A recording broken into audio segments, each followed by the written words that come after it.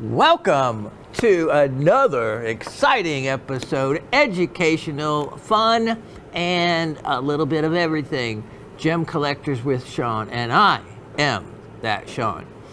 Dave was making fun of me about me saying I am that Shawn.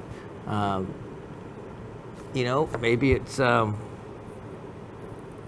watching CNN, actually, because Kim said she always wanted to be one of their field reporters and that says, and this is CNN, and in these remote locations. So she said she wished she could say that. I said, well, yeah, but you're going to have to get out of Forsyth County before you're going to get any attention there and, be somewhere exciting to say that.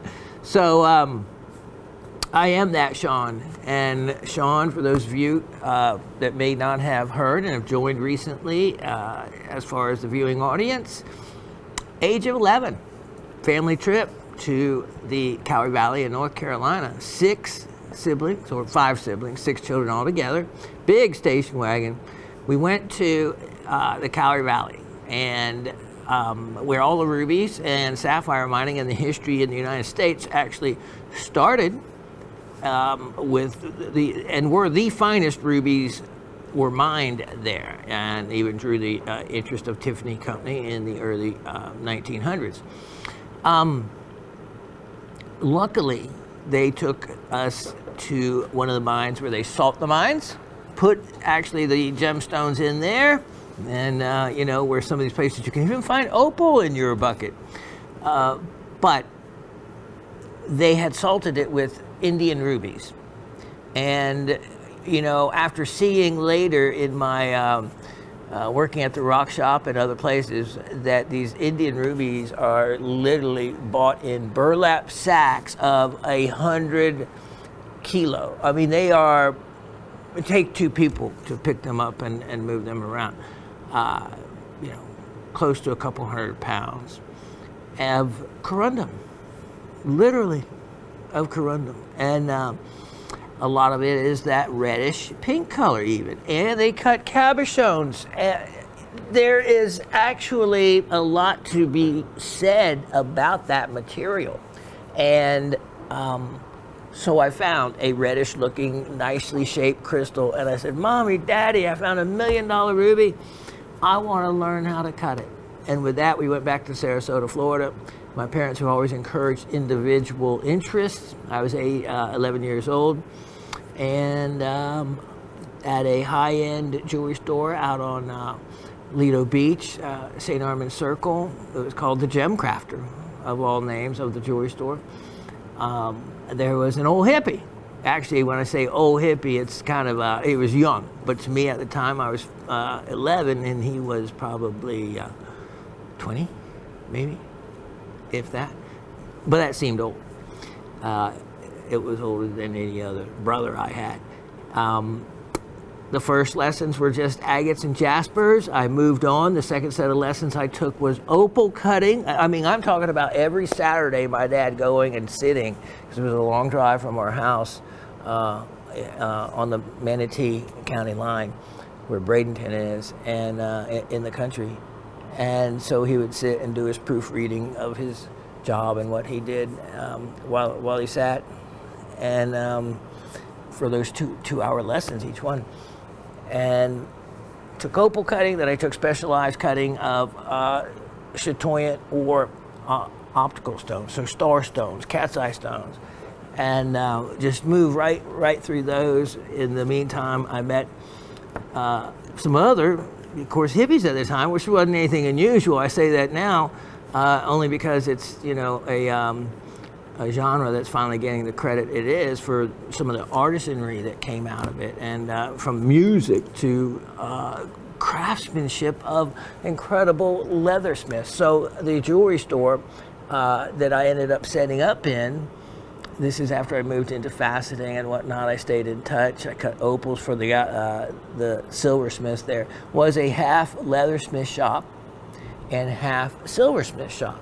So I ended up sitting in the window on Saturdays, and it was right on Main Street in downtown Sarasota at the time. And it was down kind of at the end where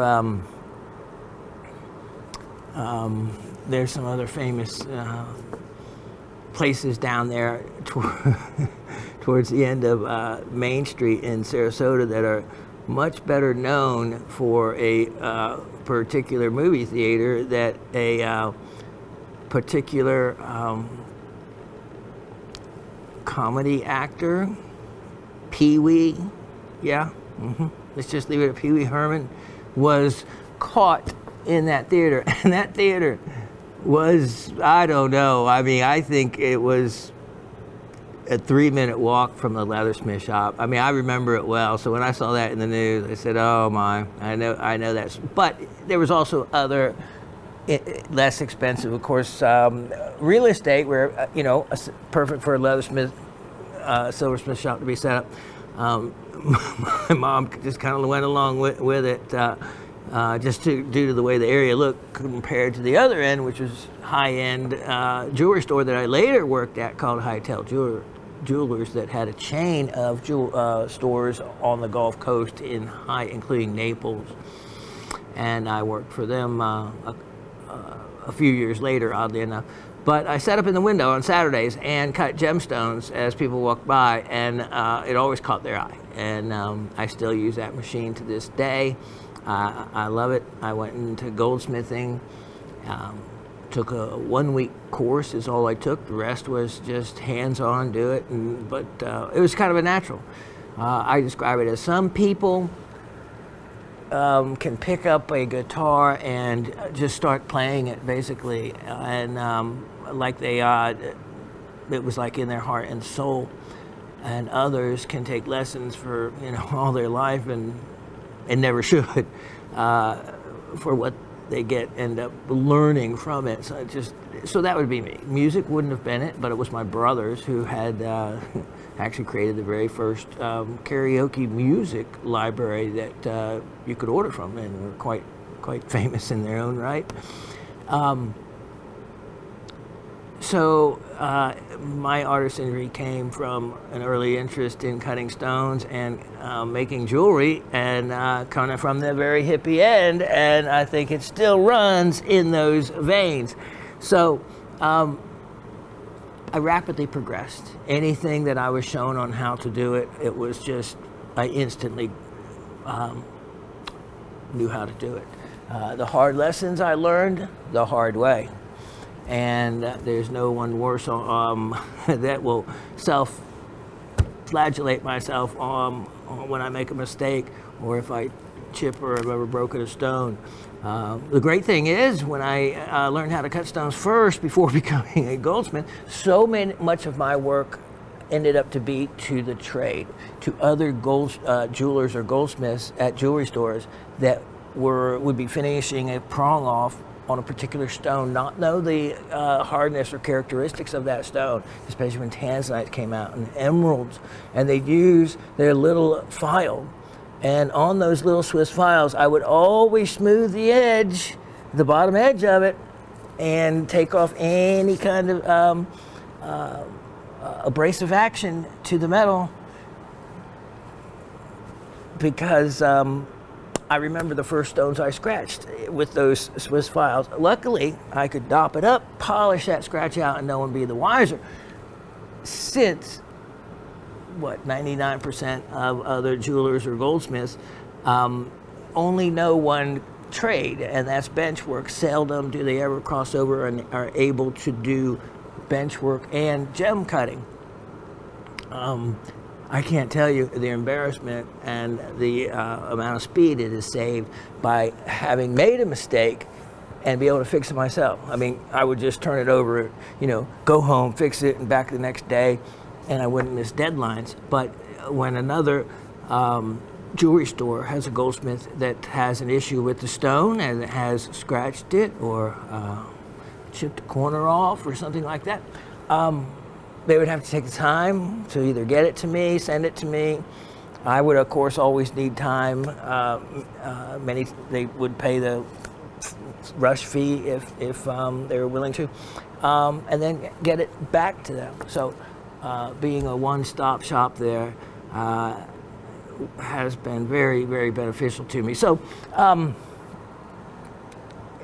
through 2 jewelry stores, through a lifelong interest into prospecting, and then about 15 years here at Gem Shopping, where I get to do my thing, and also have continued to be able to do my bench work and my prospecting. So I love it all. So that's a short synopsis. There's a lot in between, including 6 continents of prospecting, or at least going and finding mines where the trip wasn't originally planned to be that way, including trips in the Lightning Ridge, down into the opal mines, jade in New Zealand,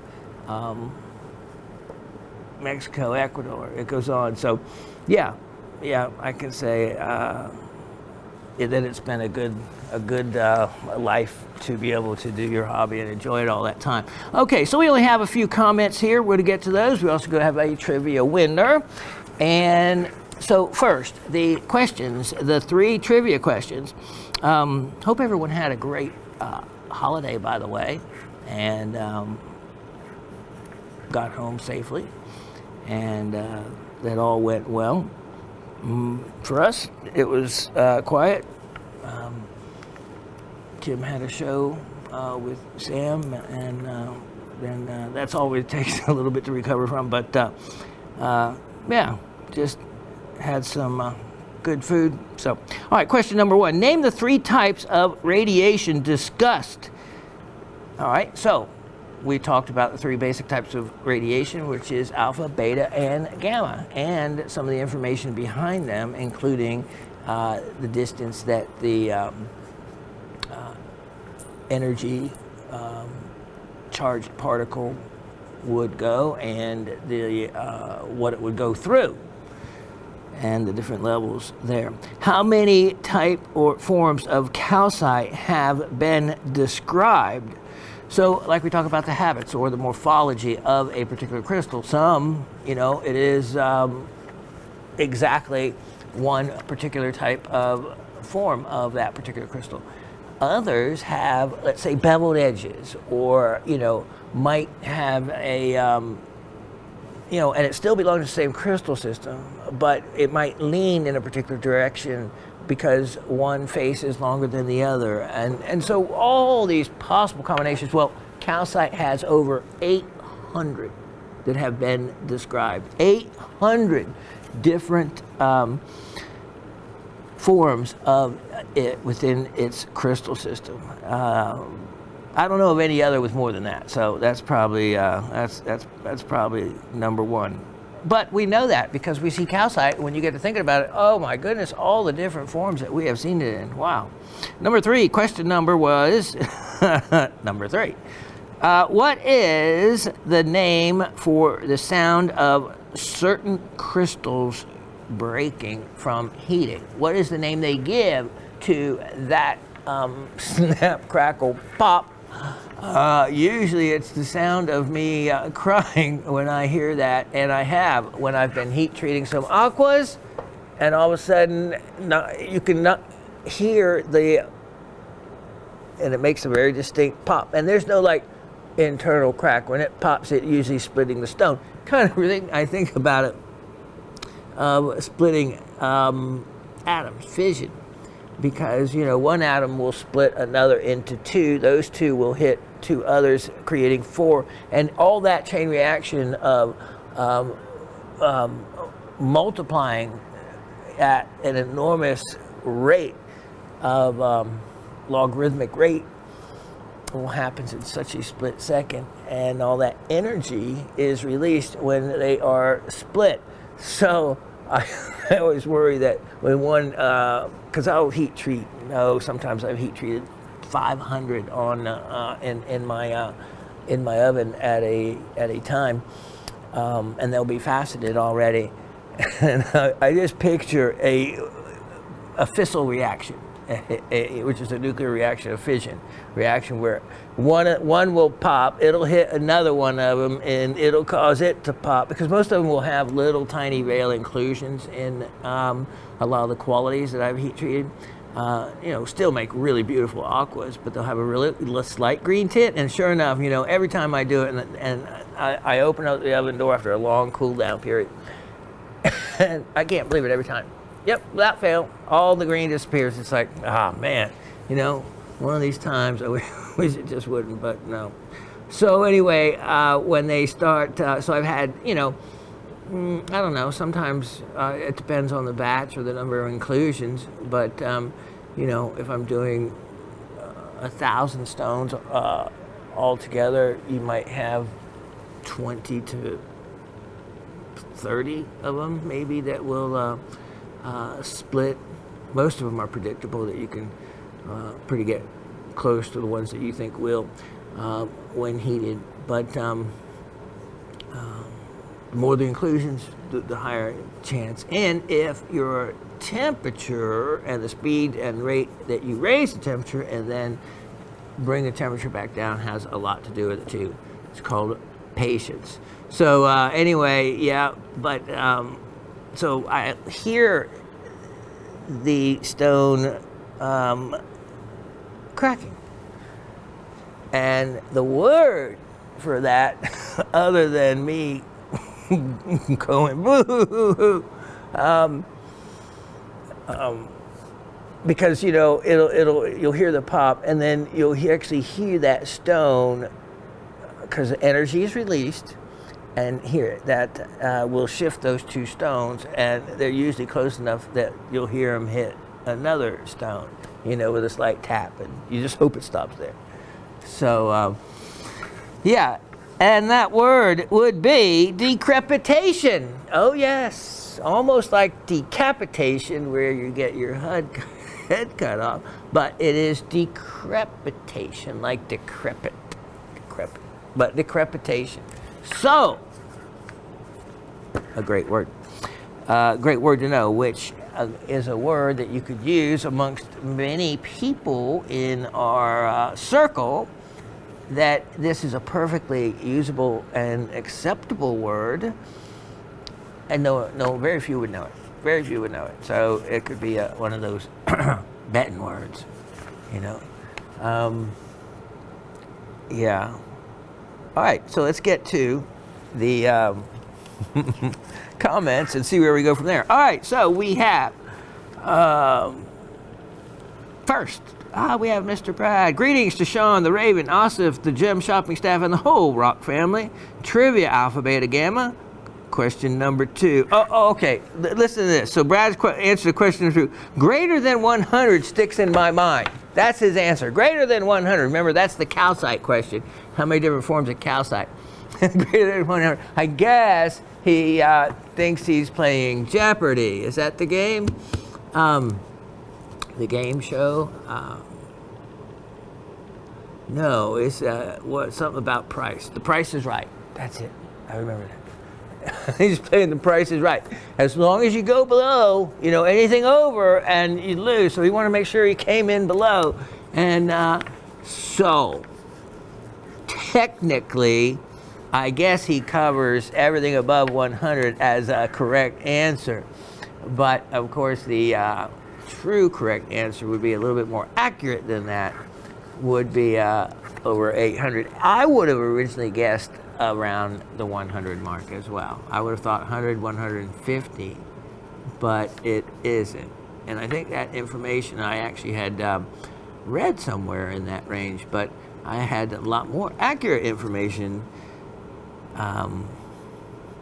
that has it a lot higher, and I would believe the higher number with calcite. It's just amazes me how many different forms it comes in. So, number 3, he answers it with decrepitation. Thanks for straightening me out on the use of the word. Miss Barber used it on me once, and I thought I knew what it meant. LOL. I'll blame it on my spell checker. Absolutely, that spell checker is my nemesis. If I do not go back in and, it will spell out a word that it thinks I want to say when what I have spelled is what I really wanted to say. But no, it has to go and change it. And if you don't go back, sometimes the words it changes to make a whole different meaning, or can be trouble words in the conversation. pronunciation. So then that's what you go back and edit it for. But what good is it then as a assistant if it's going to fill in a word that could cost you your job or something, you know? So Miss Barbara, leave it to Miss Barbara to know a word like that. And yes, I would come across that word, but it's not a word I use on you guys, because hopefully I don't run into a whole lot of decrepitation. But at the bench, I can tell you this, and heating some things, it does happen. And it certainly has happened in my heat treating of gems. That's where it has happened the most for me. I remember in grade school, we would have to spell words and use them in a sentence. Our teacher would read them out loud to the class. It became a contest between me and my buddies to use the words in a sentence to insult each other. For example, I remember writing that my friend John had recessive genes for intelligence. Ah, Brad, how wrong. But I eventually gave up sarcasm and insults once I started dating and started buying jewelry instead. Now I am broke but happy. There you go. There you go, Brad. You made the right choice. And isn't it funny how we clean the lives up? I was, when I was really lived near some Bowater pulpwood cutters. And out that way in East Tennessee, these guys were the roughest, toughest people I have known. So to live amongst them, because of course the house my brother and I lived in, was a shack. And I mean, I'm telling you, the Beverly Hillbillies cabin would have been an upgrade for us compared to what we had. We bombed it for roaches one time, and I am not telling one fib. At least 1,000 roaches we swept up, at least 1,000 on the first time bombing around. It was just incredible. But $175 a month. I had my big Jeep. I was actually the manager at that time of a trade shop with other jewelers working under me, including my brother. And then it was a girl that was a office manager at a Zales store, because we did Zales accounts. So I had to stop at several Zales stores when I would do the pickup and drop off. And this was from Cleveland, Tennessee. The Zales store was in actually Dalton, Georgia. And we had other accounts in Chattanooga as well. She wanted to come to the house. Oh my word. You think I could ever bring it? It was tin roof. Oh, and it rained. It was the best sleep. And it took a four-wheel drive, basically, to get up the driveway. So we did. We had a panel truck, 1954 old panel truck my brother drove. Loved that truck. And my Jeep. And it was a rutted-out driveway. She would have run screaming. I had chickens. Yep, chickens. Anyway, that's another great story, because it wasn't far from there with some great rock hunting and back in Polk County, and you know, oh man, stories I could tell you. Good, bad, and the ugly. So, I'm glad to see that you got into the jewelry end of it. Good job, Brad. P.S. I was impressed with the greenstone carving, but it was gone, so I settled for the zircon, the greenon. By the way, greenstone, i.e. chloroastrolite, is the state gemstone for Michigan. If you have some for sale, I would be interested. Forgive me if I asked you this once already. I lose track sometimes. No, and you're forgiven, because I forget things all the time. So, of course, greenstone around the world, whether you're in New Zealand or wherever you might be, literally just means the stone is green. But in the case of Michigan, they do denote greenstone as this unusual other mineral. And it's actually a form of pumpelliite magnesium. So a magnesium form of pumpelliite. And so chloroastrolite looks like a turtle shell. It has these unusual patterns, and there's chatoyancy to it, almost like astrophyllite, if you've ever seen cut stones of astrophyllite. It's funny that astro is in both words. In the Brad's greenstone, the chlorastro comes from the Greek word, of course, chlor for green, astro for star. So green star, because those little forms in the pattern of it, they're not symmetrical or anything, but they look like a kind of like a tortoise shell. With the chatoyancy, I guess, gave them the vision of what would be a green star. Now, these hardness 5 to 6, so it will take a nice polish with something being that hard. And so it's a calcium, magnesium, aluminum silicate. And you get a mixture of colors, but the green is the most sought after. It was originally found in around 1847 in Pine Isle, or Isle Royale State Park. What's our now? What is the national park? I guess in the Keweenaw Peninsula of Michigan, and it is often found in the copper mines all along there. So in many of the copper mines, and really the finest in the world comes from that area. And have I had some would be the better question, because before I really understood what it was, I knew what Petoskey stones were more so. And I remember getting a batch of Michigan material that I saw the Petoskey stones, which of course are those rounded ones you can pick up along the lake that are actually fossils of the Hexagonaria precarinata, I believe, type of coral, and have a beautiful polish. I remember getting a batch of both. Apparently they were Michigan Rockhound, had Michigan material, and so I kept the Petoskey stones and didn't do much. Probably gave away because I don't remember having seen them in quite some time.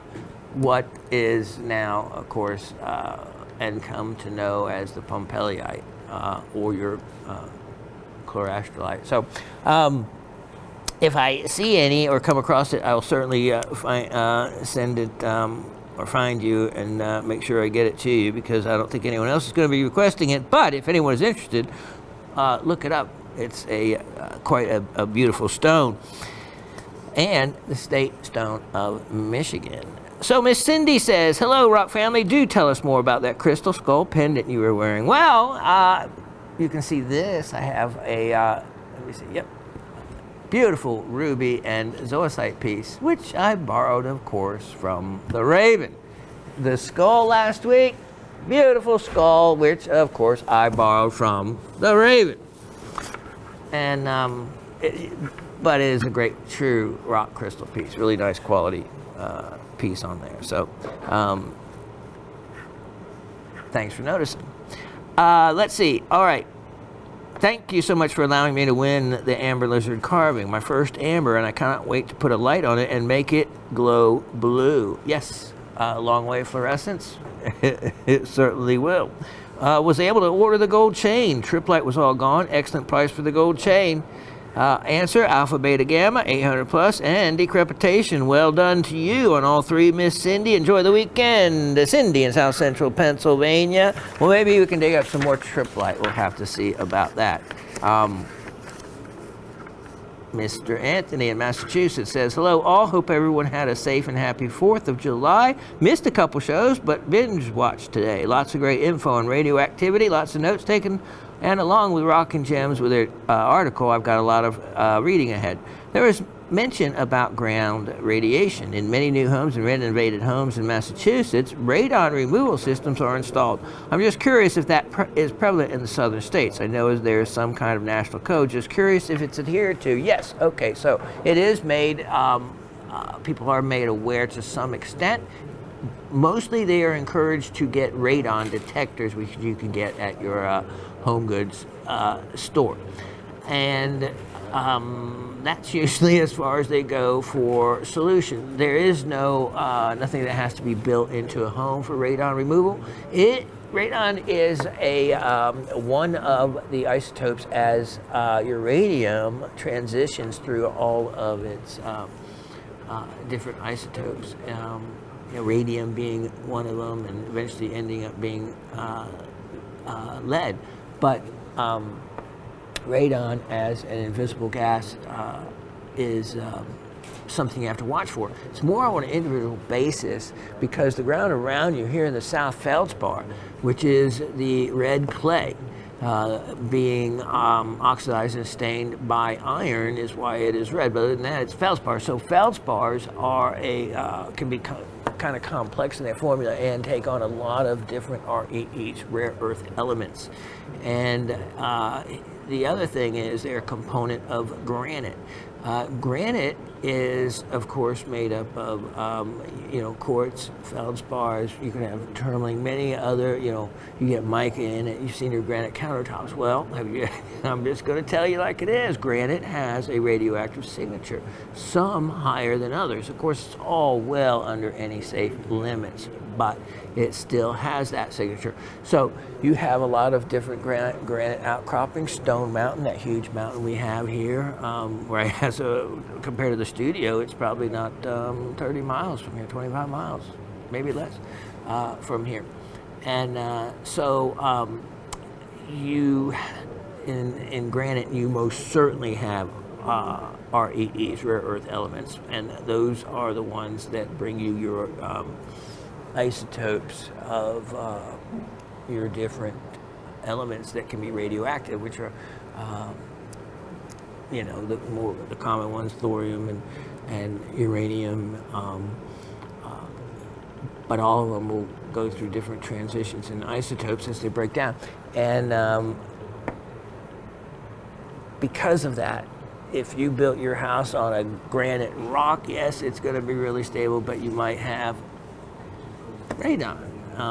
If you have a particularly strong concentration from the particular type of feldspar that you have, or quote red clay, then it's something to be checked. I certainly, when I got my Geiger counter, went around outside and then went around the house and checked, and it was just nice to have. I love that thing. Well, not cheap, but it certainly gave me peace of mind there.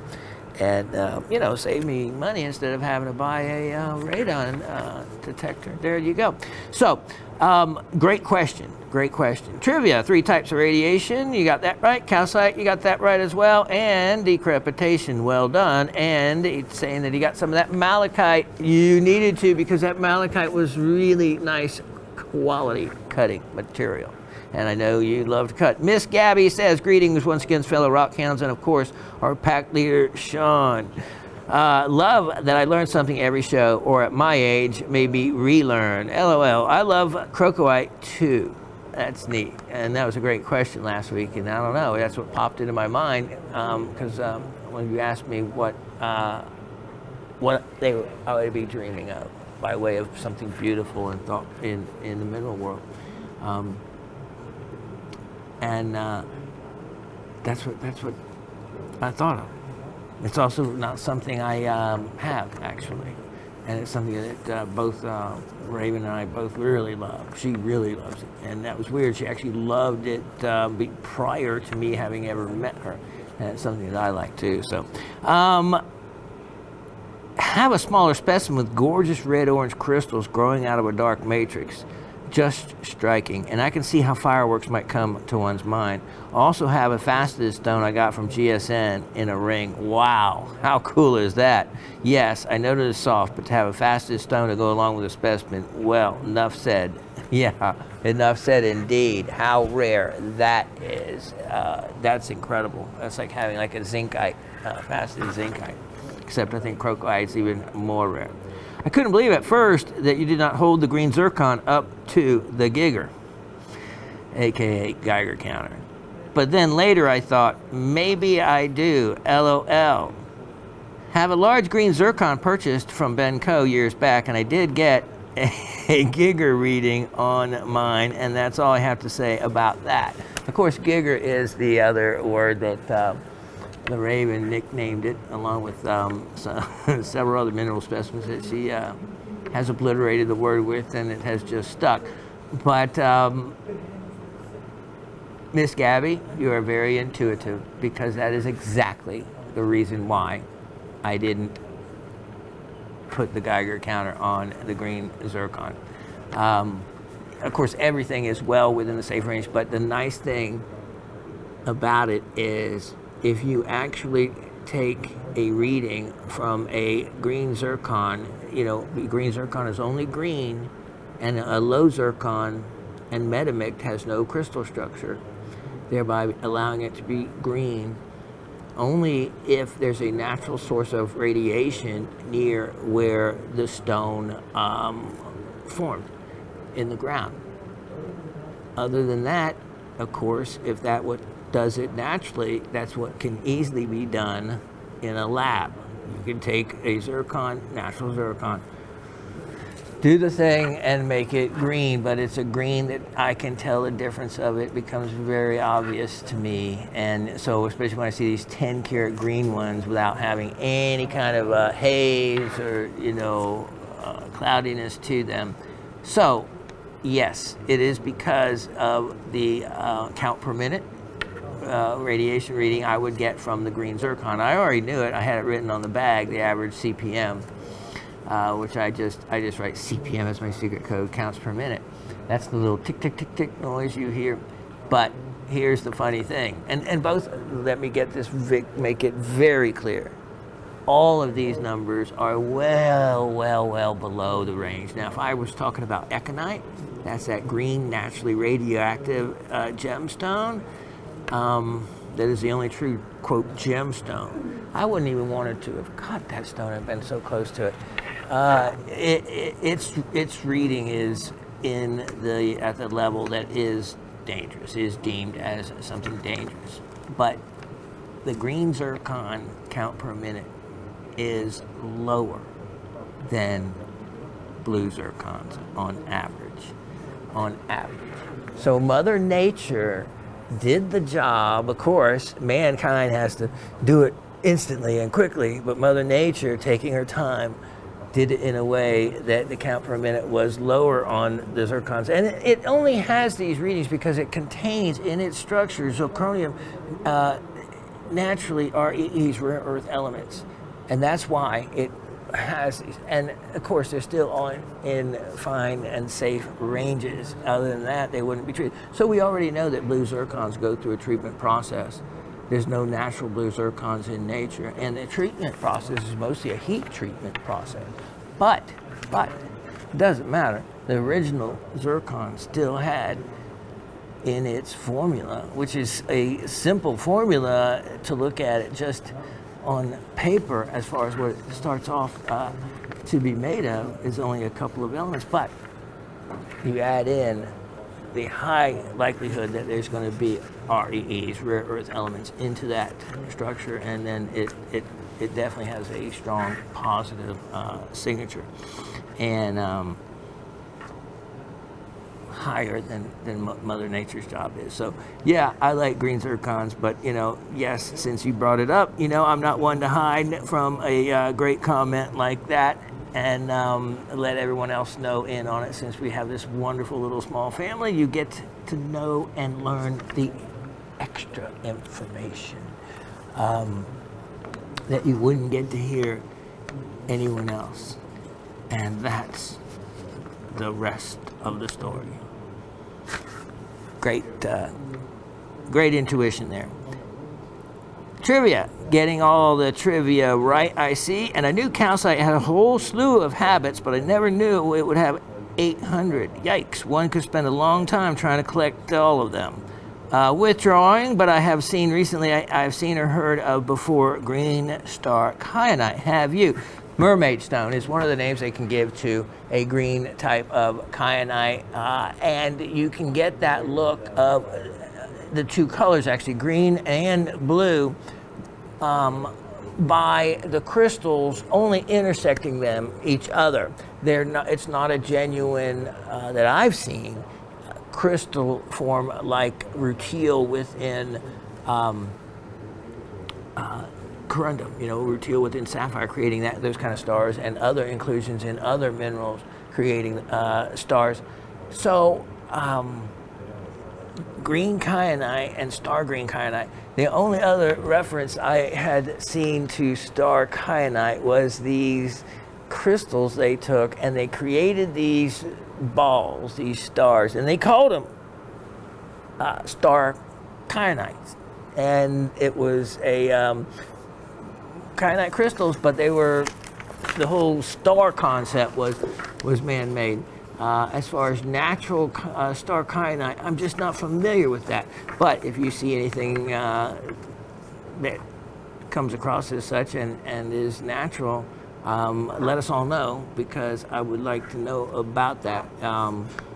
That would be interesting with its crystal system, how that would form exactly. So that's about all I know on that. Love to all, Miss Gabby says. Love back at you. Charles in Oregon. Ciao, fellow Rockhounds. My apologies for being absent the last couple of weeks. Even if I don't write in, I'm still watching and thoroughly enjoying every show. Great to hear that your house is put back together. Well, they've gone, and the boxes have been brought back in. Now we have to unpack, and that's a lot of rocks. And we're just sitting there with everything still boxed up, kind of thinking, it's already boxed up. Can we just set it to the side? But I think she wants to continue to try to live there, and so yeah, we'll get to it. Great to hear. Yep, I would love it if you documented melting. I know what's coming. The pyromorphite, to visually share with us the results. Remember, now that you're learning Greek, Miss Penny would probably laughs at our form of it.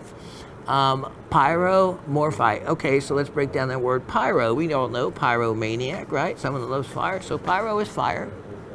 And morph, pyromorphite. We know if you want to know what a mineral is or name it, just put an "ite" at the end of it, like Shawnite.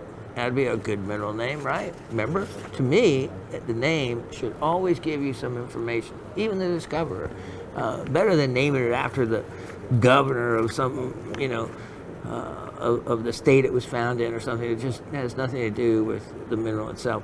So pyromorphite, morph means to change. So it changes with fire, basically fire changer.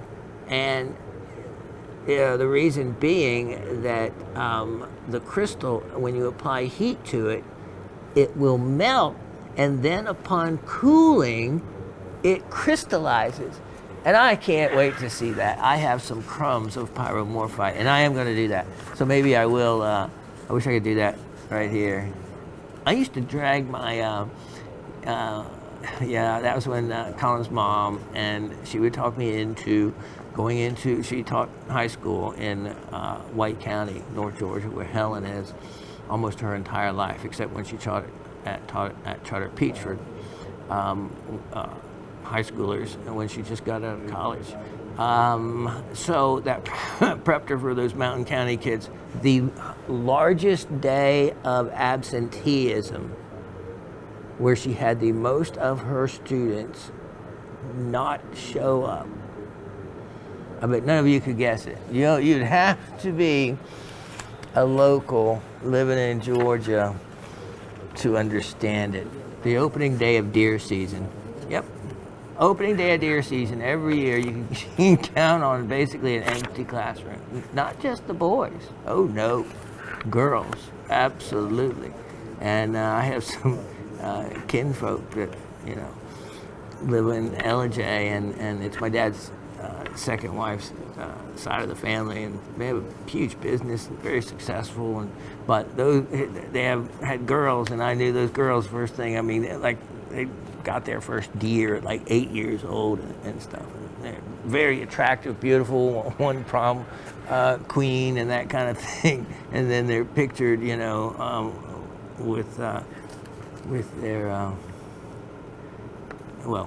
with their prize on opening day of deer season that they would have. And so, but that's where we live. It's the mountains, old gold mining territory, and these, so. Pretty interesting about that. So with her, there was always she never took in my love and passion of rocks and minerals. She worked at Azales, is how I met her, in Evansville, Indiana.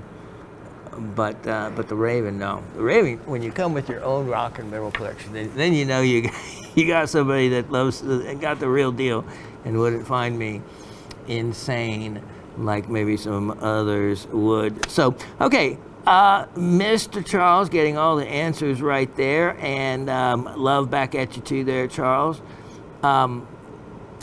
Congratulating Cindy on winning the Amber Lizard. The fluorescence under blacklight is pretty neat. He must have some of that Indonesian amber. Best wishes to all of you. Have a wonderful week with love, Charles. 3 types of radiation, alpha, beta, gamma, ascending in order of their distance travel and harm potential. Gamma being worse, it's an electromagnetic ray. Go through anything. Alpha can be stopped by your skin or a piece of paper, and travels 1 to 6 inches, and beta can travel up to about 6 feet and will penetrate your skin and cause radiation burns and issues. And gamma, you're just dead. No, gamma, it takes up to 12 feet of water, 1.5 foot of lead, and I think like 6 feet of concrete or something, just to stop the particles. So just that's the bad one. All right, so drew the numbers with the winners, and this week we have Charles. Let's show Charles what he has won this week. Charles in Oregon, you are the winner of my birthstone. Check this out. Yes, it is. I love things when they're exact numbers, and that's why this piece was so cool. It's exactly 6 carats. It's exactly 6 carats, and it's actually a hard to find emerald cut. And it is a almandine garnet, so it is the iron garnet. So it's an iron aluminum silicate, and it's really the largest. I had actually set this aside and for myself, but I thought, that would make a really neat gift, because of course if it was 1 or 2 carats, not a big deal, but a 6 carat one, emerald cut, clean like it is, that makes for a nice treasure. Let's check out that. See that? It wasn't that strong. So that told me that there may be some, with that wide of a face on it, oftentimes I can pick it up. So it told me that there may be some pyrope in it, some magnesium, and so maybe a little bit heading towards the rhodolite direction there. I know it's got a fantastic rich color. Okay, let me tuck that away, and I'll be right back with the star of the show. Look at that. Look at that. If you didn't see the graphics, which I know you saw the stone, look right at the graphics, because first thought in your mind, what, a Ceylon sapphire? Probably so. Isn't that funny? We were just talking about kyanite, weren't we? And what do I show up with? I show up with a rare Nepal kyanite. Of course, those really rich ones, they can be, now, when they first came out, they were 100 a carat. And I'm sure that they have not gone down in price, and I'm sure the rarity has gone up. So, kyanite, unusual properties, hardness, 2 different directions, 5 or so in one, 7 in another.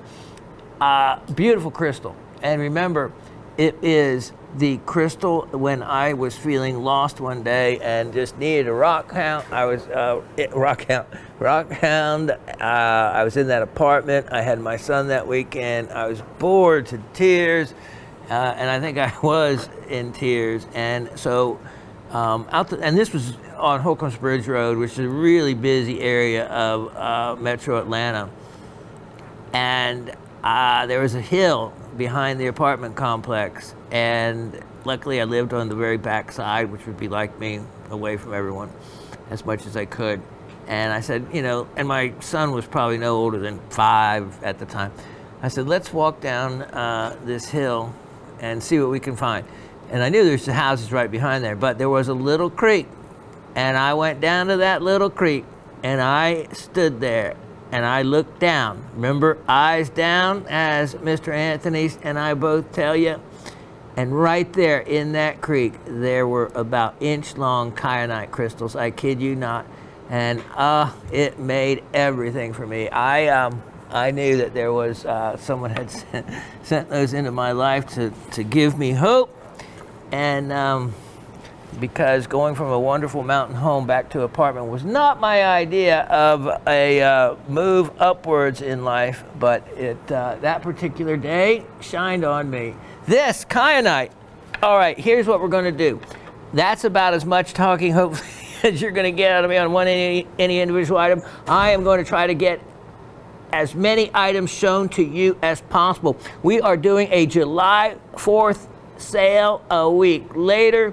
We are doing a midsummer sale. I have new items, shown before items, and items I just need to put in all y'all's hands at a discount. Almost everything, if I've shown it before, will be shown again at a lower price. All right, so making this kyanite only $10 a carat, making it $34. That is a many dollars less than what you had seen that before. $34 on that. Now, let me show you next. So some of these things you're not going to get much of an explanation on because you might have seen or heard about them already before. 112-0823. 112-0823. This is a combination piece which, hold on, maybe I did not. Yep, I read that right. That's correct. Okay, so look at this. Isn't this neat? This is a wonderful piece. Look at that hexagonal shape. That is just a slice of Brazilian lepidolite. Look at, it's got a nice thickness to it. And then look at this. Okay, so inside that crystal was a little vug, and look at the crystals inside of it. And then it looks like there is another kind of a crystal within crystal, or a little raised area. I love extra goodies like that. Now, this crystal, you could put it on a flat lap and polish it, because it's a crystal slice, or you can use that spray polish like I do. If you do that, put some saran wrap right over that area, because you don't want to spray any of the lacquer spray or whatever you choose in there. So this can be drilled if you want. You can create a hanging item, which of course the light passes through this just remarkably well. Look at that color. Isn't that beautiful? So, but the reason I am offering it to you today is for a mineral stand for, look at this, galena. Galena. It is a perfect lead sulfide. It is the world's primary ore for lead, and it feels like it. It is very easy for the early miners to be able to smelt it, melt it, whatever they want to do. Plus, if you take a hammer to this, oh man, can you create some really neat baby galena crystals on its own, kind of like hitting fluorite. Look at that. Look at that. That is so beautiful. I love galena. This happens to be actually one of my personal pieces of it. It was just the right size. Now, on that slice, it makes a fantastic, look at, you can even see the mirror reflection of it.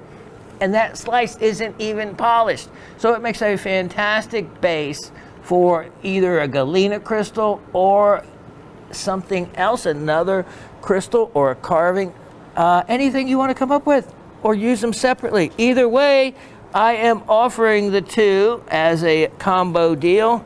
And now I cannot believe you guys didn't get it the first time around. Gambling, I guess, on a discount the second time around, making this one now only $34. $34. And again, one of those things that, what a really neat gift it would make to another rock hound, because they would not have a combination of such like that. And again, that slice is something not many people have. I actually used my saw and cut that myself. Yeah, some of my handy work, for better or worse, on that one. And again, with backlit that makes a wonderful piece. You buy those inexpensive night lights, rip off that little cover, or you can use the cover and put the slice in front of it and create a blue look, but I like taking the cover off. And you can attach that piece to it and make a wonderful night light that no one else will have. The ideas roll on. Let's look at item number 112-0623. 112-0623.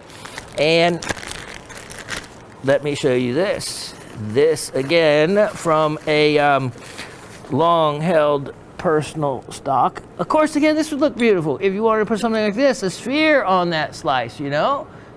Just any extra jazz it up. All right, so I'm going to move this slice out of the way. Let me drop the curtain down and now show you. This was one of our own personal iris quartz pieces. And it has, look at that. Look at that. So that's not a break or anything. That is a mostly water. Water is the majority of the inclusions that you see in quartz, and it is also what will refract and break up the light and give you incredible irises. One's like Iris, named after the goddess of the rainbow, and you can see them. So you may not know there's even one there, then all of a sudden you'll hit just the right angle and it will come alive. There's also always opportunities to find little anhydros in these items, and of course that is water bubbles. So just a really neat, unusual piece. Let's put it back there, and again, it's one that you can search the cosmos with. Look at that. Look at that up here over there. Didn't even see that before. How neat is that? All right, so sphere, the stand comes with it. It's 1 5/8 inches across, and it is going to be, why not? Let's do it at a discount here. If those of you that were sometimes wait for a little bit better of a deal. Sometimes it works, sometimes it doesn't. A lot of these items sell out, not all the time. Okay, so I'm looking here for what I offered it. Okay, here we go. Big discount on this, big discount. I'm going to make this one only $24. $24 with the stand, and that's a great look. A great look, a big sphere, and a good choice. Always. Okay, now let's see. I could not believe this. Let's look at item 111-6323. 111-6323. And okay, so I am debating. This is the last time I'm going to show it set in this ring, because after that I think I am going to take it out and offer it for sale by itself. So 1 second here. Get my little, wipe this down. All right, look at this. Look at that. What a beauty. What a beauty. That is, oh wow. That is a wonderful August birthstone. August coming right up. I love it that there is 8 prongs protecting this stone.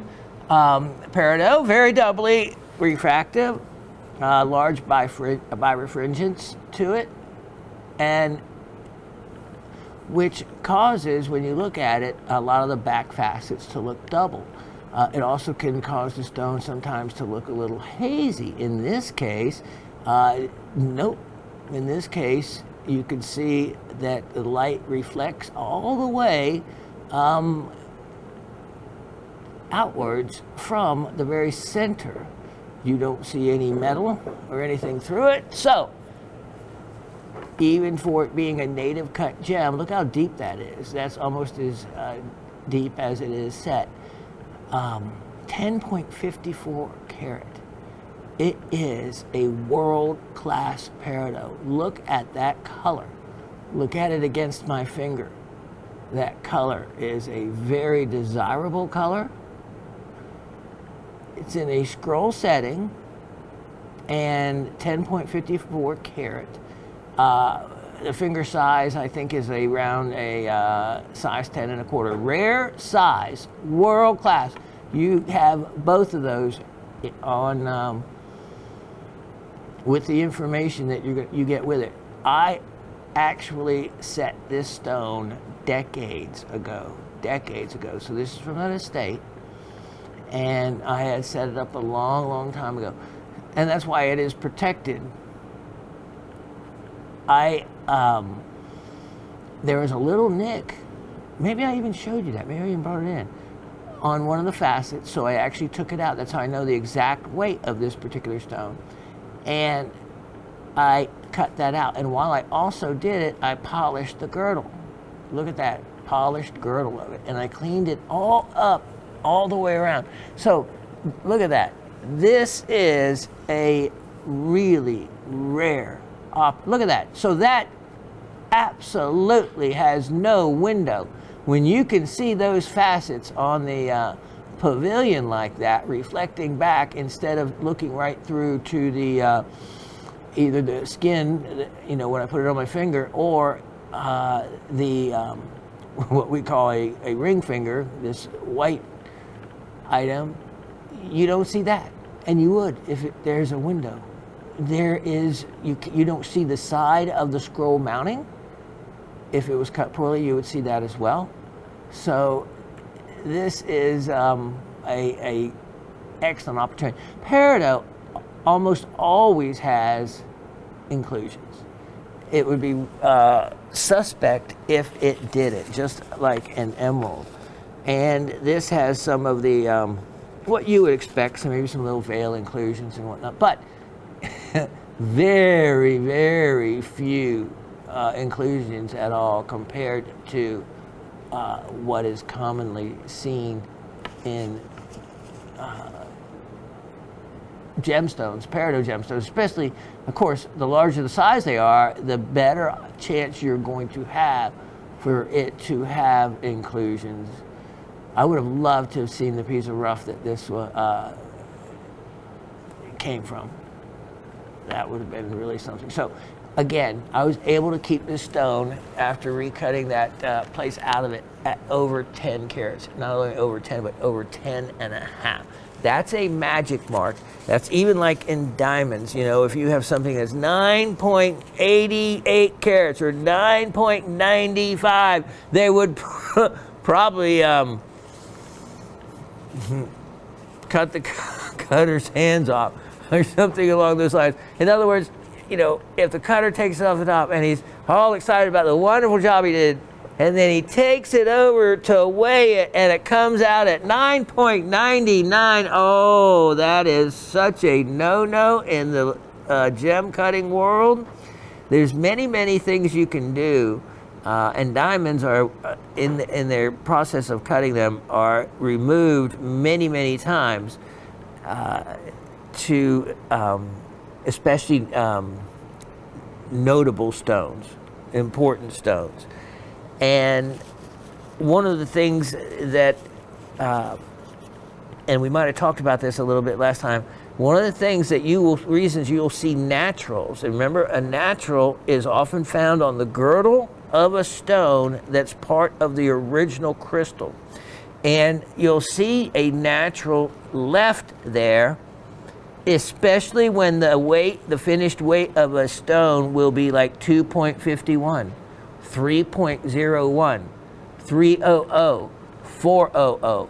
In other words, if you went and rounded that girdle out to remove just that little tiny part of the original crystal. If you do it on one side, you're going to create a flat spot if you do it just right there.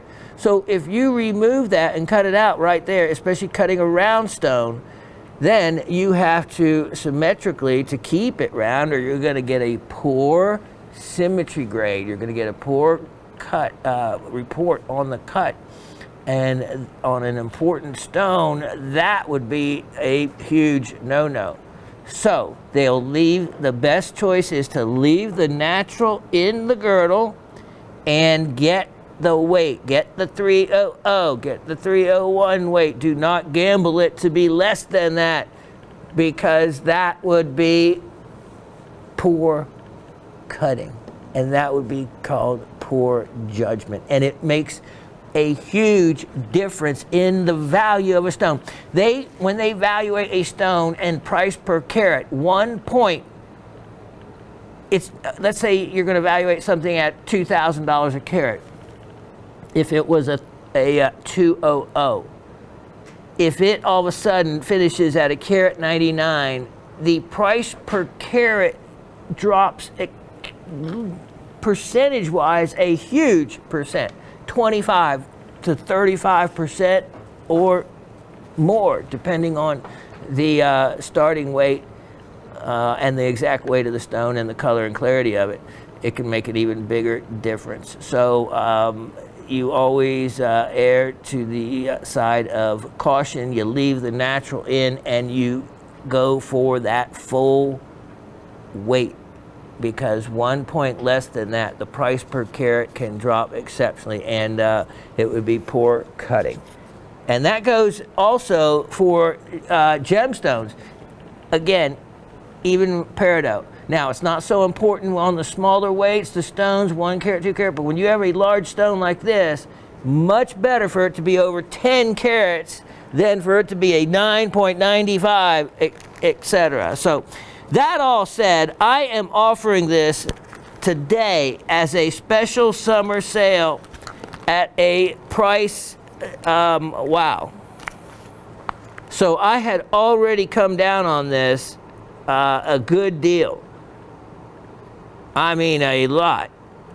Considering that the mounting itself, especially with the price of gold now, would be a $400 mounting. I don't know, maybe more than that. I haven't priced it, one like that in a while. But, all right. So the original was an amazing deal at $1,288. I have put this on sale.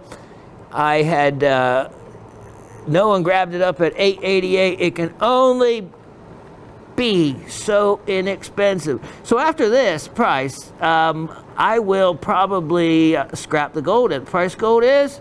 Yeah, I'll take the way of the gold. If you want the stone loose, fine. If not, but the wisest move would be to take the mounting with it, because of factoring in the value of the gold, deduct it from the total cost that I'm getting ready to give you, and you're going to come out with a price per carat on that peridot of an exceptional nature. Let's do this. Let's make the entire piece mounting and stone. Oh, wow.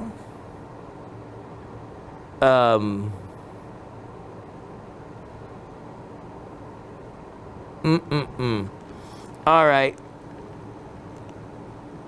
I hope you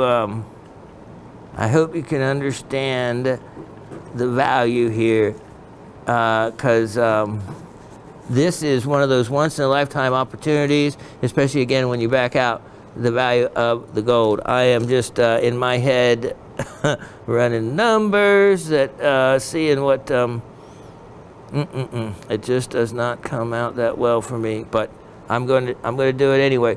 Let's do this. $688. $688. That will be the final price on it, and it will not be ever less than that. And actually, if it doesn't sell at that rate, because again, what do you want to factor the mounting at? $300? You don't make it that that cheap. And so then you only have $388 in a 10 carat peridot. $38 a carat. Wow. All right. Make the call. That's one of those deals. Hey, you know, that's a big impressive stone. Even if you get it and then you do something else with the mounting and just put that stone in a nice display.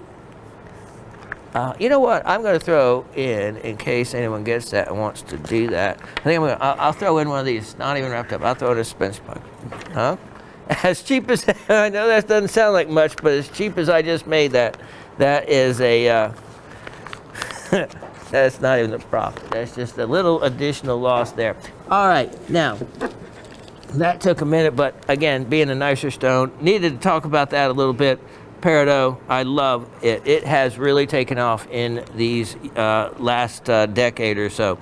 Used to be people didn't think much of it. Now it is certainly a gotten the respect that it should have. Item number 1120723. 1120723. Now, look at how neat this is. All right, so this came from one of the Brazilian crystals that I was working with. And you saw that slice that I put the galena on. Well, here is the base of one. You can see another six-sided crystal. I don't know if it actually came from this one or not. It may have. It may have, but you can see I took a slice off of that. Look at this. Look at this natural beveled edge right here. And then here is the natural faces to the outside of the crystal. Here's the natural face to this whole part, which I think is pretty cool. Then, of course, look at the colors in this. Look at the rich, rich colors you have in this wonderful apatite. And look at that. Look at the yellow. And, of course, yellow apatite is the other second color that you often can see apatite in. Thank you, sir. So this, again, you can put this on a flat lap for those that have it, or you can, wow, look at that. Look how smooth that is. I think I actually already must have started to do some. I don't really even hardly see any saw cuts, but you can lacquer spray that or however way you want to give it a nice polished sheen. I thought that this would make a great partial bookend for just one end of the books, or pamphlets, something smaller that it might hold. It would make it one of those wonderful gifts that no one else would have, especially because of the type of material that it is. So I made this intentionally and had used it myself. Of course, when we broke down the house, a lot of things got and boxed up that we're not going to redisplay the way we were. And I thought, well, here's something extra that I think if someone wanted to make something unusual themselves or make it as a gift for someone, that is not something you can go in your regular store and find as a very cool gift for another rock hound. So this is a very neat piece I have now. I'm going to make, how about this? How about this? Only, oh, you ought to love this. All right, that's summer sale, $24. $24, yep. Okay, I need to get moving. Lots I want to do.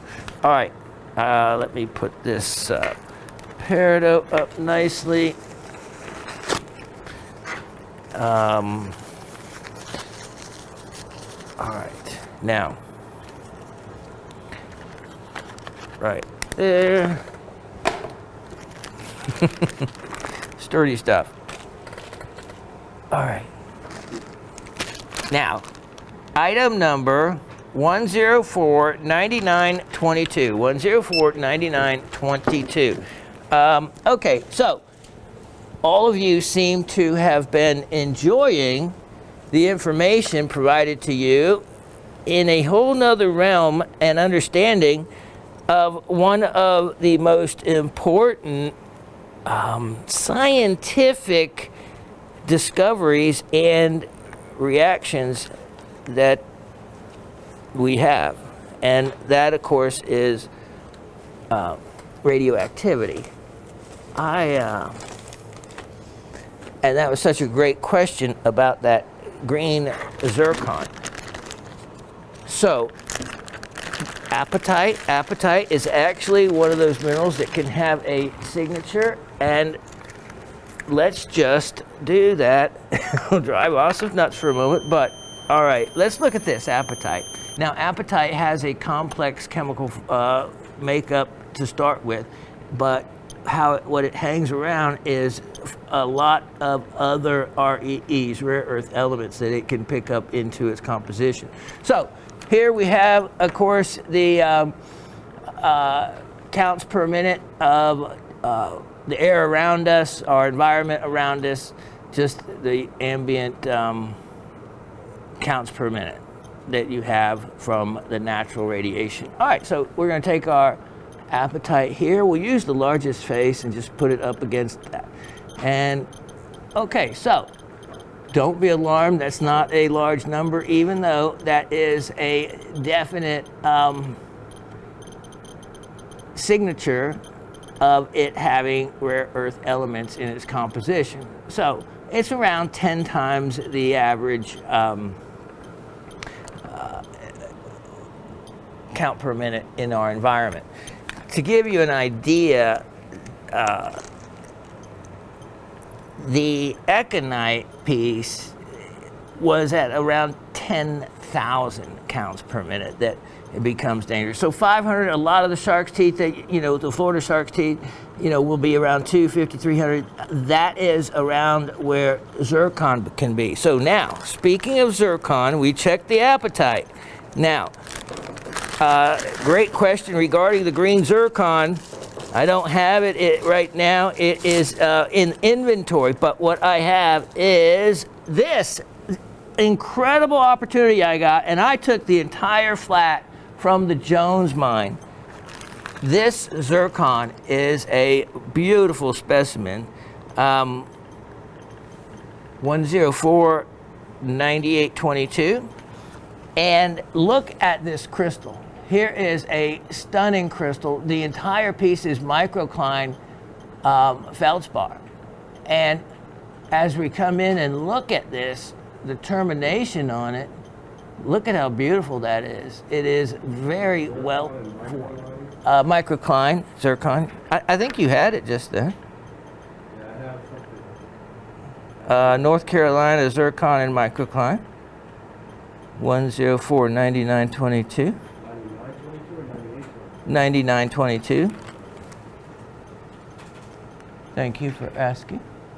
Jones mine. The Jones mine went extinct in the 1960s, and that's what they call a mine that closes. This is in an area kind of west of Asheville and south, and there's a kind of a belt of these kind of minerals that form. There is many other zircons in this. Look at all these. And inside it, if you broke it up, there would be many others. And wow, look at that. That would be kind of fun almost to do. But look at that. Look at that wonderful face of a peach color microcline there. And you can see how that would create a moonstone, an adolescent effect. Look at, that's where another crystal looked like it actually came out of.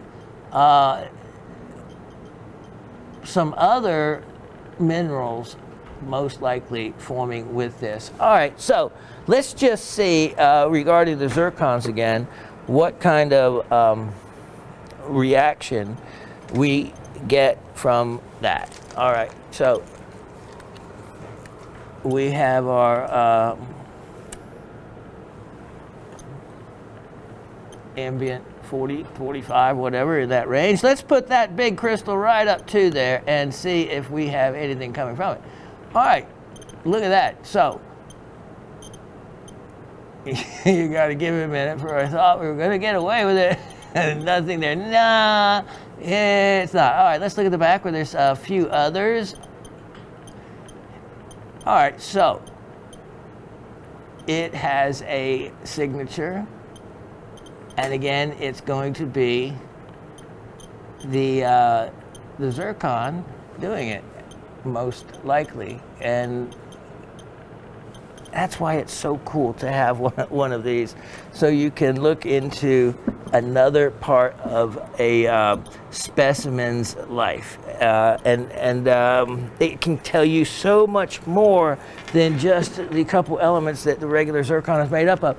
All right, this specimen, if that didn't grab you, it should. I'd be curious actually to know about fluorescence on this. Anyway, I'm going to offer this at a huge discount.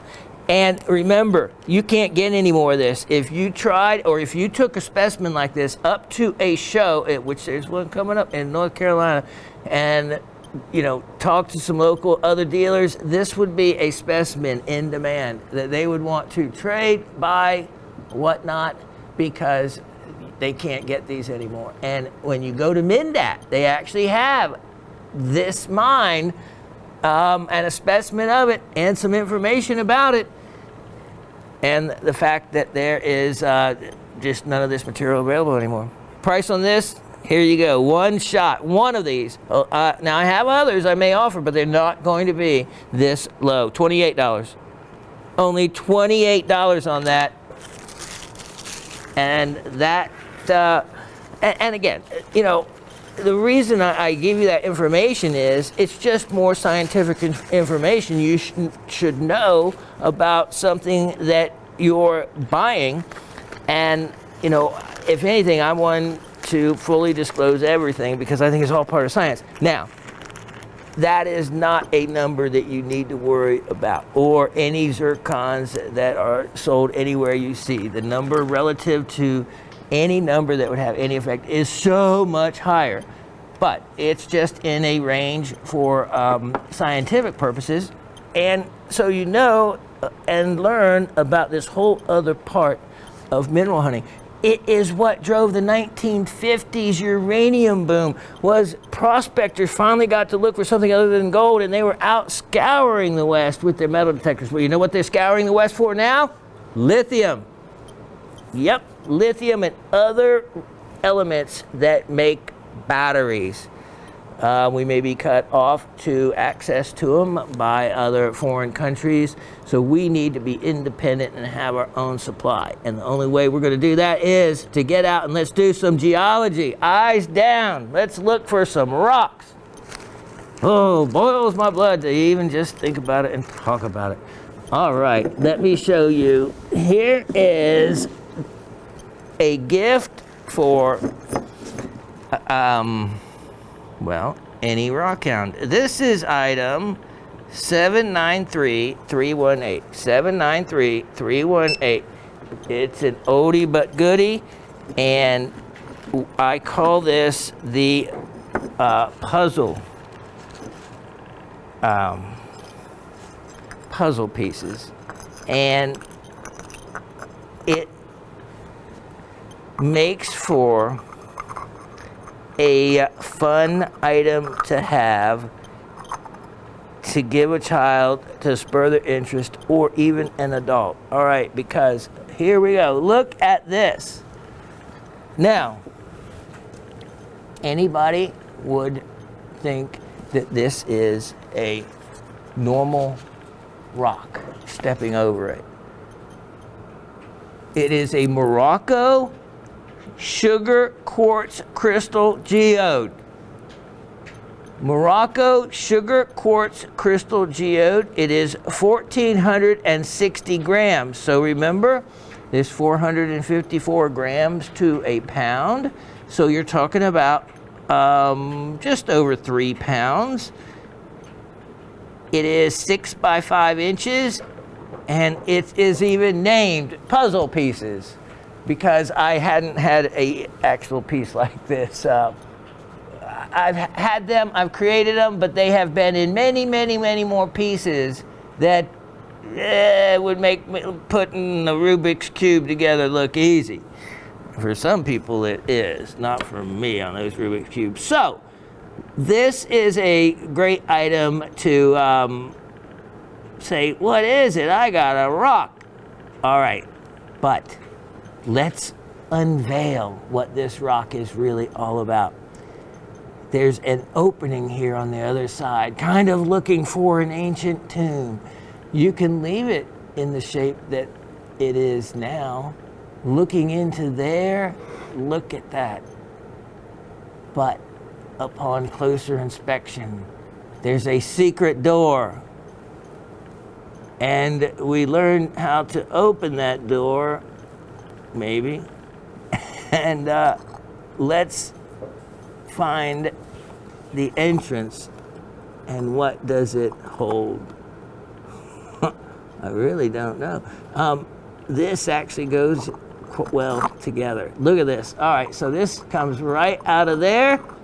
Look at those crystals. Look at that. Now you can see why they're called sugar quartz, because it definitely looks like the rock candy I grew up eating and being able to get at the little local store. Look at that now on the inside with one piece taken out and then boom, full of geodes, full of crystals. What a beautiful, beautiful item.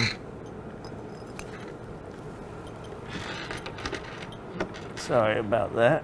Let me cease and desist that little clicking noise. I'm used to it, but others aren't, and I'm sorry about that. Look at that. All right, I only have one of these. It's a 3-piece, and it's such a good deal. It's worth it just for the fun of it. Nowhere really to go with the price, but I'll drop it a little bit. $14 on that. Yeah, $14 on a really fun item that any age would like, because actually the Moroccan quartz geodes, they're not that easy to find. Either that or you have to buy them in quantity. Now I have a couple huge ones, and I'm talking about like 30, 40 pounds, one piece. I don't know why I got them. I don't know what to do with them, but yeah, you should love them. Okay, let me see if I can get going here. I wanted to show all kinds of items to you, so I better get a move on. All right, next I have a piece of jewelry for you. Don't know, can't go any much lower, but if I can, I will. Let's look at this. This is item number 1105523. 1105523. And look at how pretty that looks, just draped over. Look at that. Yep, Mother Nature makes the best display. What we have is quartz. What we have here is quartz.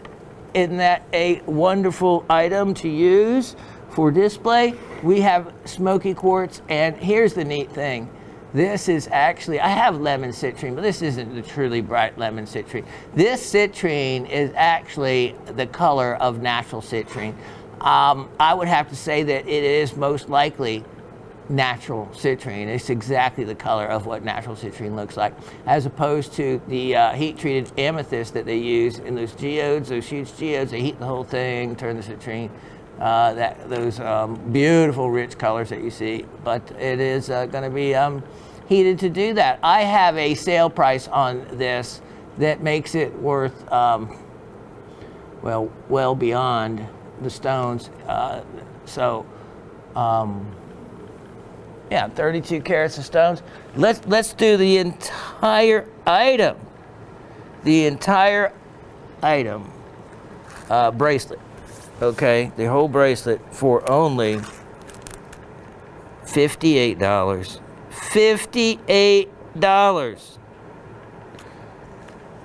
And wouldn't that make a wonderful display in your house if you had that quartz puzzle piece and it draped over just like that?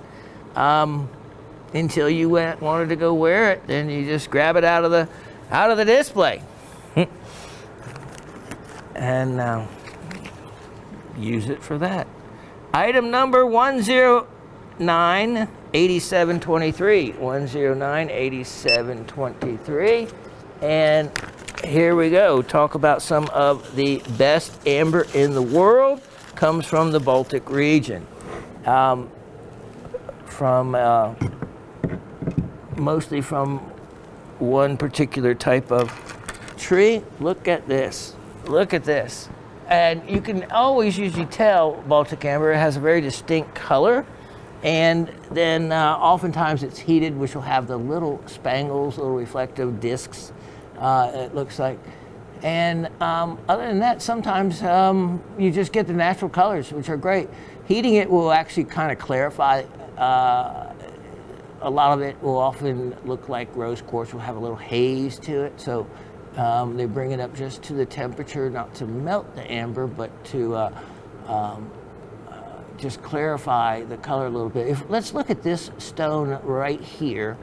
And let me see, for those of you who haven't seen an example of a spangle or a lily pad, kind of looks like a lily pad, kind of like the lily pads in peridot that you can look for. So those discs like that, there we go, will be a sign of, there we go, being heat treated. Yeah, so there we go. So we get that little reflection like that in a circular disc, then you can be, or close to circular, you can be assured that it has been, yeah, there we go. There's another one, heat treated. So great information for you to know in case you're trying to be sold something and paying a premium quote for something that someone is trying to tell you has not been heat treated. All right, so here is a excellent opportunity. I have this on sale as well, and I had marked it down considerably before, and now I am making it worth worth the opportunity for for you to sell it and make money, since it doesn't look like I'm going to get to $28. $28 for it all. Wow. All right, so I have several things I need to clean up here, and we'll be right back in a few moments. All right, look at this. March's birthstone, aquamarine, translating from the Spanish word aqua for water, marine for sea, seawater, the color seawater. Now, aquamarine naturally will have often, due to a iron inclusions. Remember, beryl is allochromatic, meaning it gets its colors from outside impurities. In the case of emerald, it gets it from chromium and vanadium.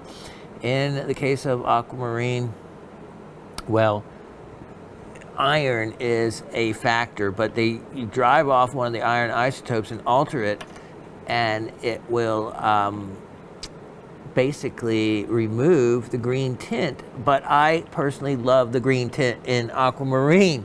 It's how it got its name, seawater. And but like I told you, I have heat treated so many cut aquamarines, and when you open up the door, you know, I actually take a before and after picture, and all that green truly does disappear.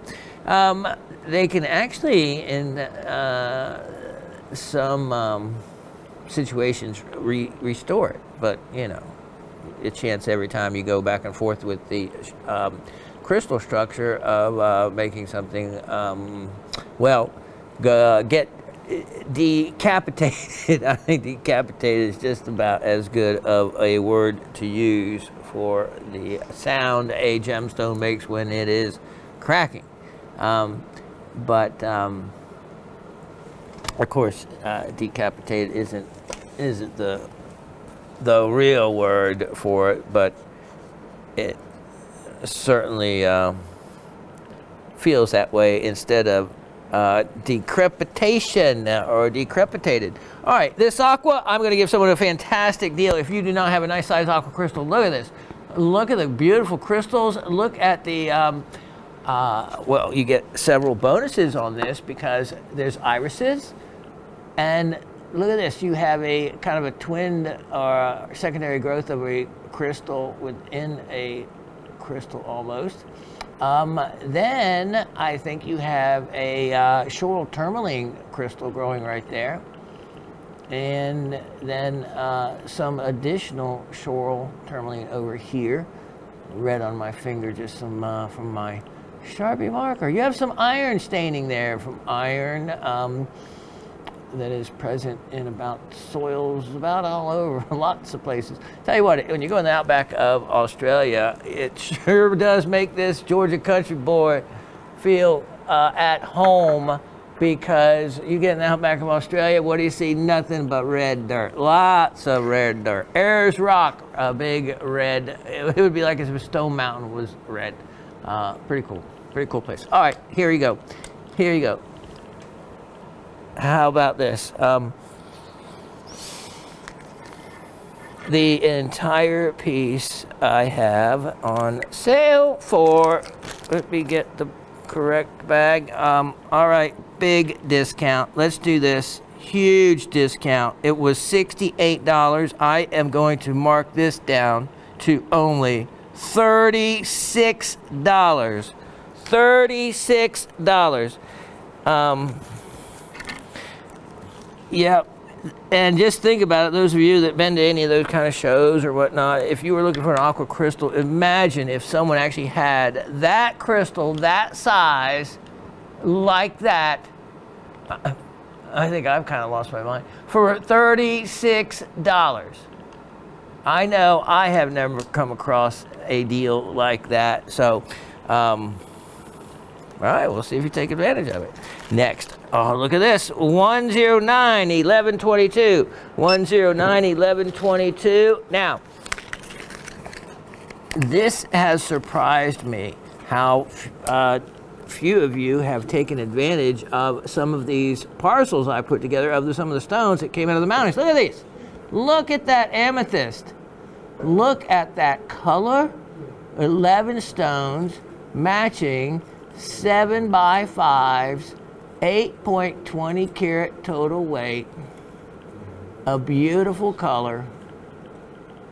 A very desirable color. Natural color. And with the right inclusions or zoning that you want to see, I made this little piece of white paper. But that's how you would make one if you want to make and fold it just like that. And it took me like moments to make.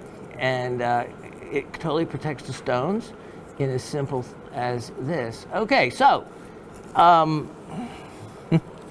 yeah. All right, this is going to be absolutely your last chance at these. Because when I look at that much carat weight, 8.20 carat, goodness. Okay, so let's do it for $19 for all of them. $19.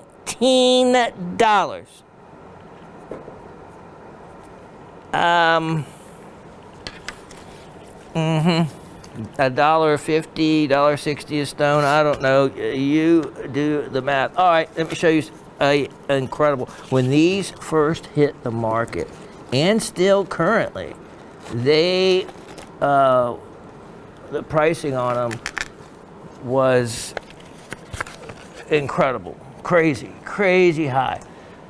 And let's look at item number 1057222. So, barium sulfate, otherwise known as barite. They hit a batch at a place called Jebel Hussein, or however in French it might be pronounced, of blue barites. Look at that. That's what you want to see. You want to see that flare, that fan of crystals like that, side by side. And of course, look at all the other barites. If you could strip this limonite off, that's an issue for a lot of these, is that coating. But this still has a very pronounced grouping of crystals. Hardness of 3. Very heavy specific gravity barite has. So, you know, it feels like it would be galena or something. Greek word, it is. And this is a specimen that the discovery came and went. And I have a really large one at home. I'm thinking about inventorying it and bringing it in. I'm going to think about that. Look at these other blades of crystals in here. I feel like if there was a method that they could have removed this material, they would have done it. So with all the specimen preparation, you can see how much time it would take to have to hand do something like this, as opposed to putting it in an acid.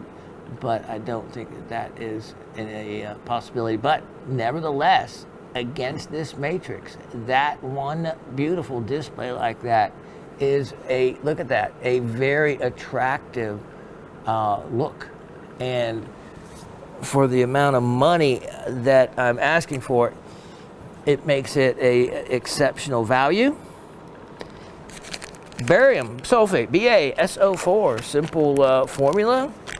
We have barite mines actually very close to the Tellus Museum, which I talk about, which is that incredible mineral, and it's a motion museum too. So there's everything about motion, from having space capsules in there to all types of early modes of locomotion. And then they have an extremely fine mineral specimens, and they also have a planetarium. So anyway, as one that likes to donate to places of cause like that need the funding, that certainly I recommend. Tellus Science Museum, and in and over in the county where barite mining was done extensively in and around Cartersville. So you don't often know it. Local people don't know just how much mining went on right around them. And a lot of people just really didn't realize unless you worked at the mines or something like that. All right, this price I have seriously discounted to only $38. It is one you can be really proud of to have in a collection where most likely you wouldn't have anything even remotely similar. Look, I'm looking at it from this angle. Look at that. There we go. That's exactly what I was looking at and how it looked. Just beautiful. Look at that, how that looks. So, yeah, that would be one a rockhound friend of yours wouldn't have. Most likely would not have. 109-7023. 109-7023. And let me show you again. Here is a collection of gemstones that came out of one piece. So I'm just going to keep them in here. You can see them pretty well. Here is a remarkably large, I may have to take it out to show you that garnet. I just may have to, because that huge, large garnet is such a great stone, and large stone, making it where the value starts coming from when you get into size. And even in the garnet world, they can only get so big before you hit a point of rarity for the size and the fact that it's clean as well. So this just due to the magnet reacting to it has an iron component. It's extremely saturated, and that's why it's okay in cases like this to recut a garnet if you want to lighten up the stone by playing with some of the angles and removing some of the depth. You can often improve the bring it to a lighter saturation. I don't know, there's still something about that rich color in it, and I see some really wonderful reflections coming out of that stone. All right, so just a really nice big gem. along with a collection of others. They were all in the same mounting, so it made for a different look with the mix of the cuts. So let me see what that looks like here.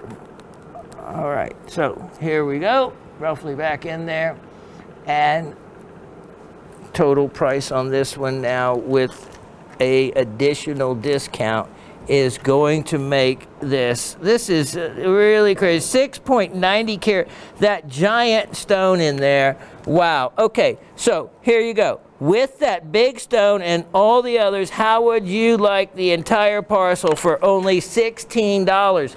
Go out to lunch, have a a couple of milkshakes, and you've gone beyond $16. In other words, and in this case, you'll have something really cool to show for it. There's a lot of ways to spend $16 wisely, and buying a parcel of stones like this would be a good way to spend it on item. Let me get this out. I noticed the other ones I had offered before sold, so we'll give this one more chance. It is item 109-6123, 109-6123, and here is a, look at this bracelet. It has a safety catch on it, and the hidden box clasp with the safety. Look at that wonderful width, 7 1/4 inches. It's as if it was brand new, basically is. Price on these, due to how difficult it is to make them, there is a large premium over the cost of silver. And at what I'm going to offer to you for is you don't have to pay any of that. So here we go. When you're looking at 30 grams, so 31.1 grams is a ounce of troy ounce of metal. So this is right at basically an ounce of 0.925 silver, which is 92.5% pure silver. The rest being alloy, or else it would bend and be way too malleable. So the premium on manufacturing silver over what it costs is what really drives the price of silver. Whereas in gold, it's the other way around. Manufacturing of gold is much less than the value of the gold you're working with. So that's what makes silver different, is the manufacturing costs against the actual metal costs. But get it from me, and you don't worry about any of those manufacturing costs. They are all wiped away, and I am going to offer this. Let me see. Let me do the math in my head, because it comes out to be less than the value of the silver. Yep. Okay. Anyway, doesn't matter. Here's your last chance. I am going to offer that bracelet for only $48. That's it. $48. Final opportunity. Anything less than that. Wow. I can't believe actually it didn't sell at the $58 mark, but that's okay. Let's look at item 109-5123. 109-5123 pre-night. And I showed you, I think, some pre-night from Connecticut the other week. Well, wouldn't it be nice to have a pre-night pendant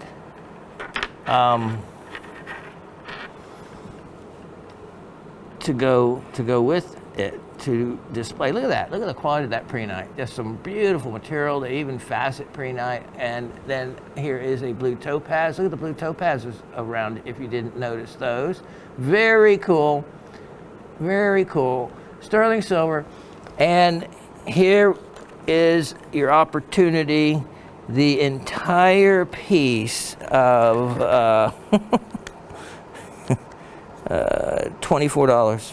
$24. You couldn't get the pre-night for that. Wow. Okay, let's keep moving here as the clock is ticking down on us. And I have some other diamonds I wanted to show you, but I don't know how much into the diamonds that you were. I sold a lot of them, but this one parcel on those 10 pointers, wow, I don't think I can offer those any less. So let me know in the comments if you want to see that opportunity. Well, I'll tell you what, I talked about it. I'm going to show it to you again. This will be your last chance to get these. Look at these diamonds. They are outstanding.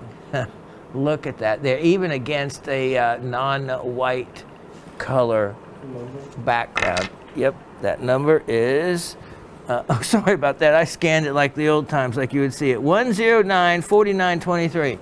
1094923. All right, so look at that. Look at the match. You know why they're so well matched? They came out of one piece.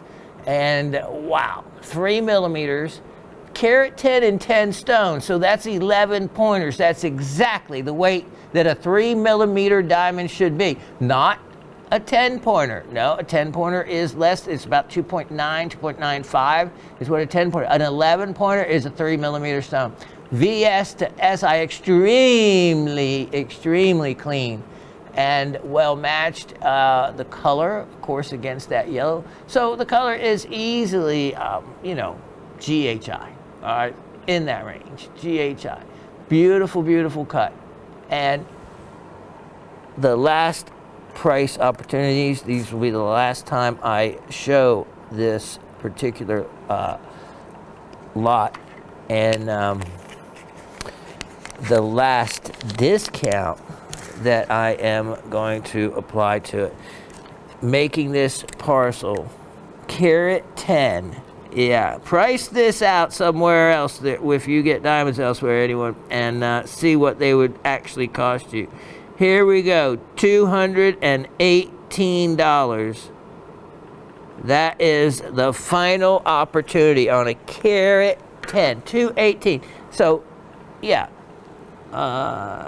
10 stones, that is less than $22 a stone. Wow. Wow, indeed. All right, now, let me do this. Okay. Here we go. I pulled out a couple old special gems. Gems, I could call them that. Mineral specimens. Let's look at 998221. 998221. Wow. Here is another one of those outstanding blue barite specimens.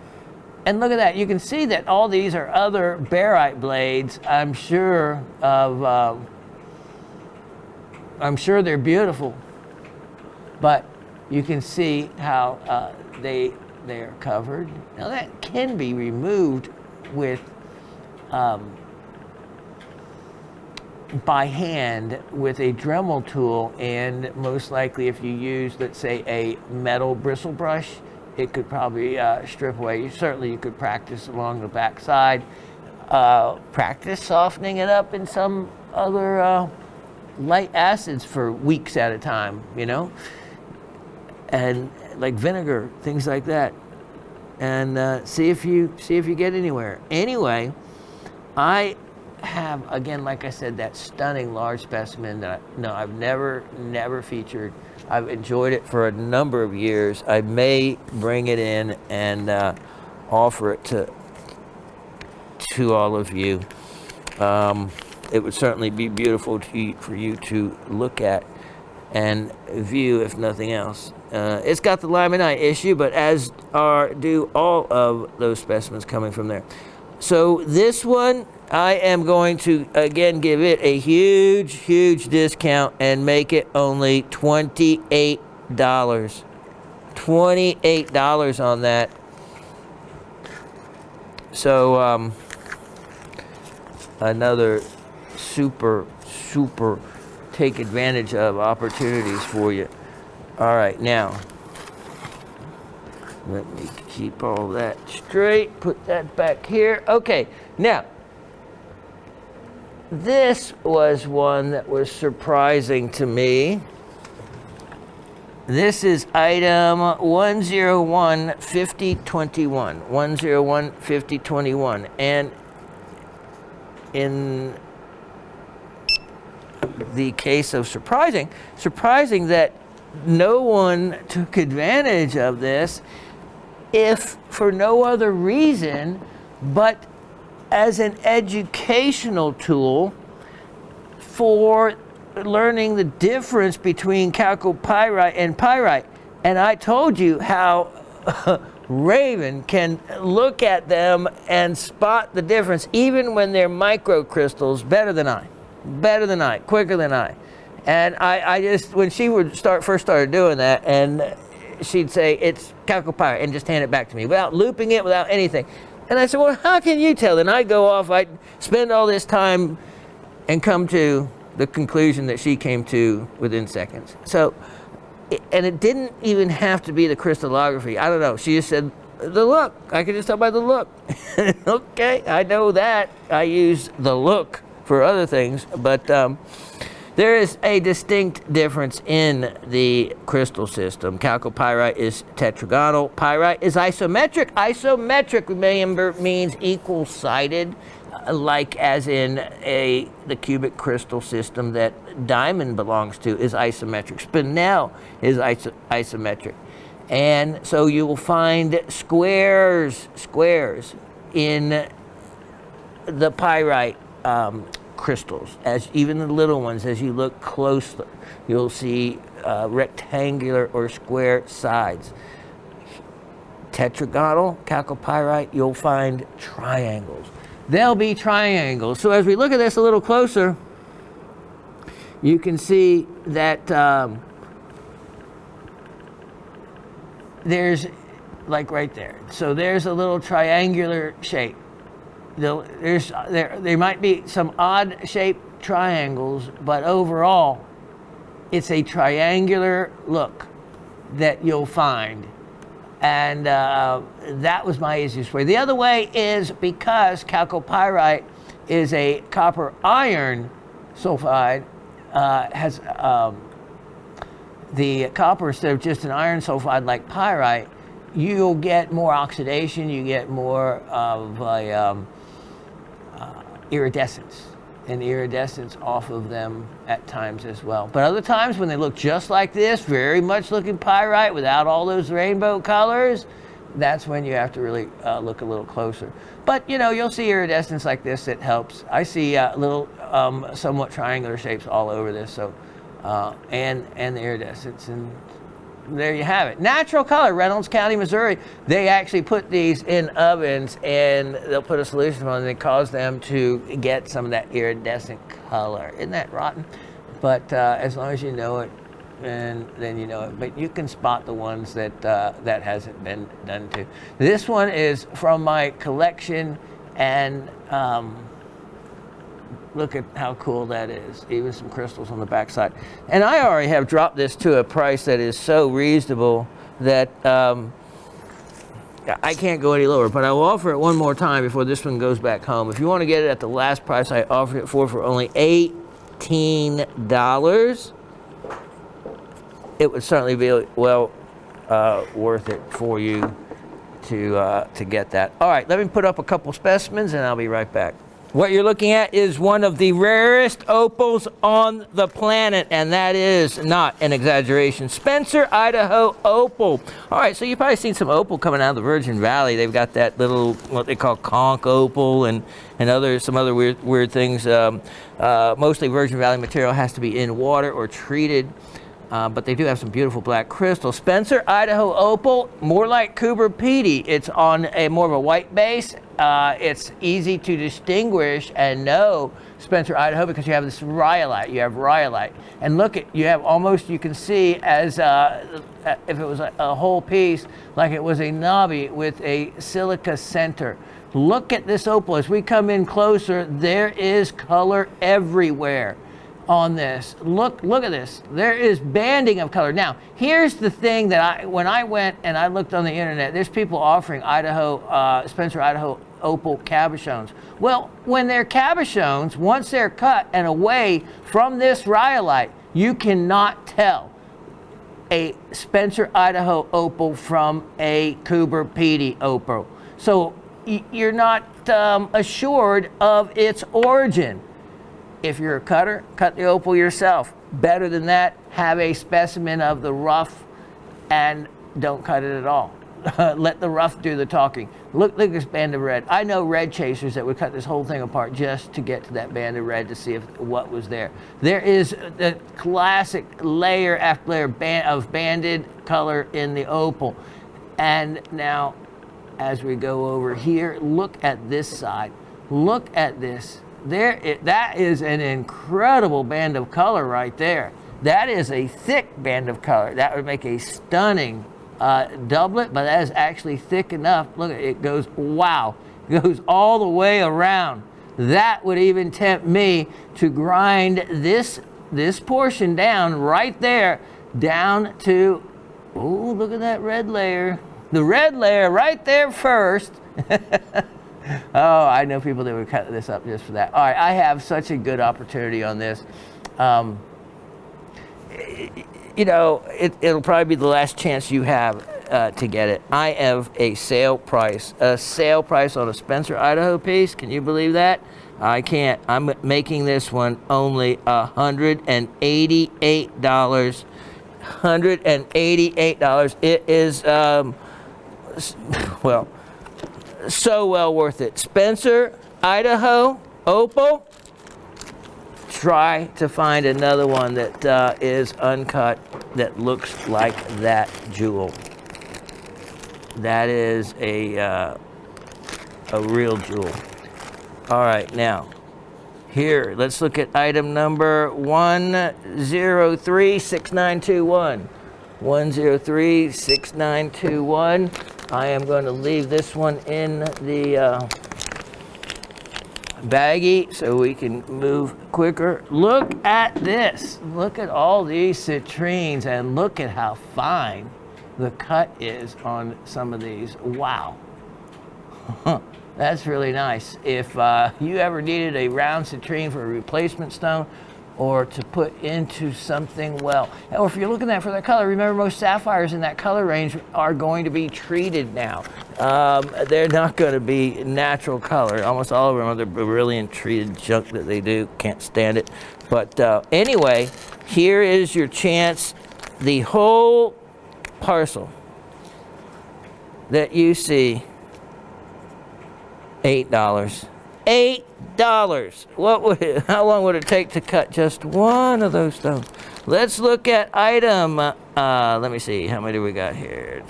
2 stones. Okay, that's not all together. Here, let's look at that. I have a vermeil silver chain. It is 1087022. 1087022. And if you want a wonderful, wonderful snake chain look and save a lot of money because it is gold on silver, take a look at this. Take a look at this. And wow, what a beautiful look to it. And the snake chains, of course, are really strong. This has a good catch. Look at how well made that is. It's Italian made as well. 5.60 grams. And so that chain would be, because of the weight right now, would be about $250 or more in gold. And instead of that price, how about this? I really don't know what to price that for, but I am going to wing it, and let's just say, oh, why not a whopping $24? $24 for you. All right, the clock is really moving on me now. So let me get an item in, and then we'll get to the, oh, that's beautiful. Trivia questions. Let me show you item 111-3123. 111-3123. I have a quantity of these, so a few of you can get in on them. I tumbled these myself. I only have 2 bags of these left. There is rubies and garnets for the most part. 500 carats, facet grade material.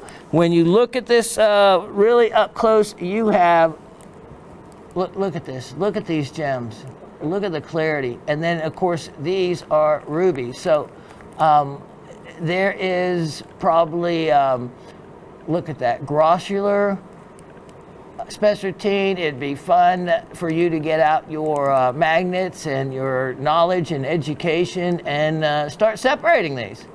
But they are definitely, for the most part, facet grade. Separate the rubies, you would be able to see those. The time it would take for me to separate the rubies, I said heck with it. I just threw them in.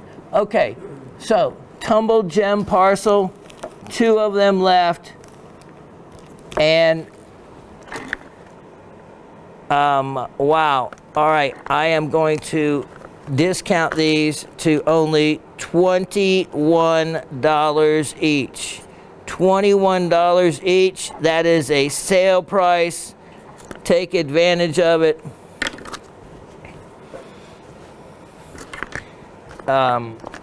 Because I'm not going to be tumbling any anymore. Can't make any money like that.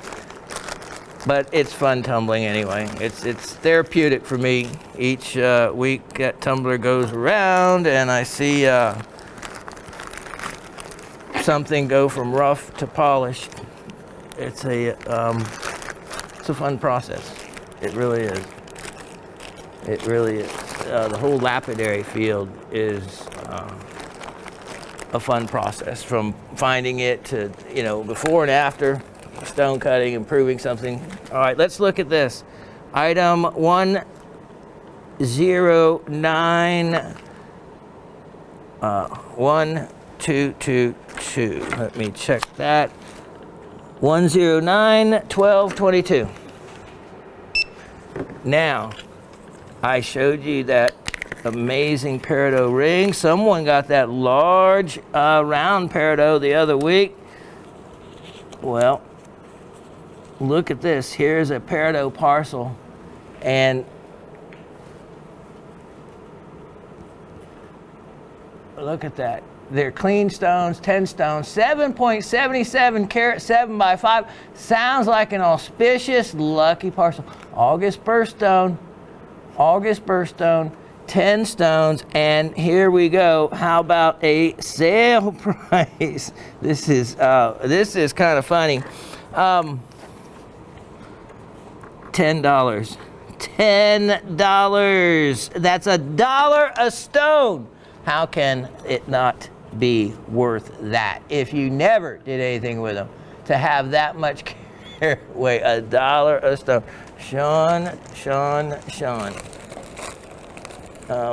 I know my name, but I may not know how to do business. All right, I have a, we might have to be bringing in our last item of the show here. Let me see what I can bring to you real quick. Yes, here we go. Go with the same theme. Item 111-4923. Last item of the show, 111-4923. And look at these. This is cool. 2 parcels I have. Arizona peridot. 40 carat parcels. Now, how do you tell Arizona peridot? Well, it's not going to be crystalline.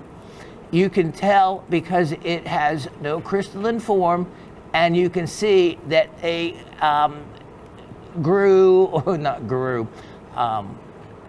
were created with a rhyolite all around it, kind of like the Oregon sunstones that are in the rhyolite. You don't see those in a crystalline form. They form in the voids that they can in the rhyolite, kind of like opal as well.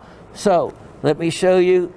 Look at this. Look at these colors. This is facet grade material, certainly tumbling grade material, and the real deal for Arizona peridot, August birthstone. Look at that. Look at how clean these are. If you're not sure, tumble them first, cut a window into them. These are two 40-carat parcels, the only two I have left of this material, and they're going to be on sale. How's that? That should be even better. And I am making those 40-carat parcels only, oh man, this hurts, $15 each. $15 each. If you want, get them both. The world production of peridot, 80 to 95% comes from the San Carlos Apache Reservation. Isn't that interesting? A lot of people think it's Chinese production, but no, it is 80 to 95% from that material right there. All right, we'll be right back with the trivia coming up. All right, I hope you got your thinking caps on. Remember, you can watch the show, at the point where we stop for trivia. That's the point that you can stop. Watch the show as many times as you want. When you're ready to answer the trivia, then you can play the trivia. Because no rewinding to get the answer once you see the question. Other than that, that's about it. We do this just to hopefully make you think a little harder. You can look at your notes all you want. Notes are encouraged. Very few places can you buy what you learn about. And this is one of those situations where you can. And then to be able to have it in your hand, what you looked at, and to know that you paid so little bit amount of money for it makes you feel all the better. And should help really anchor that knowledge right up there. All right. Till you get a little older and then you lose it all. Okay, ready. Question number 1. Spencer opal.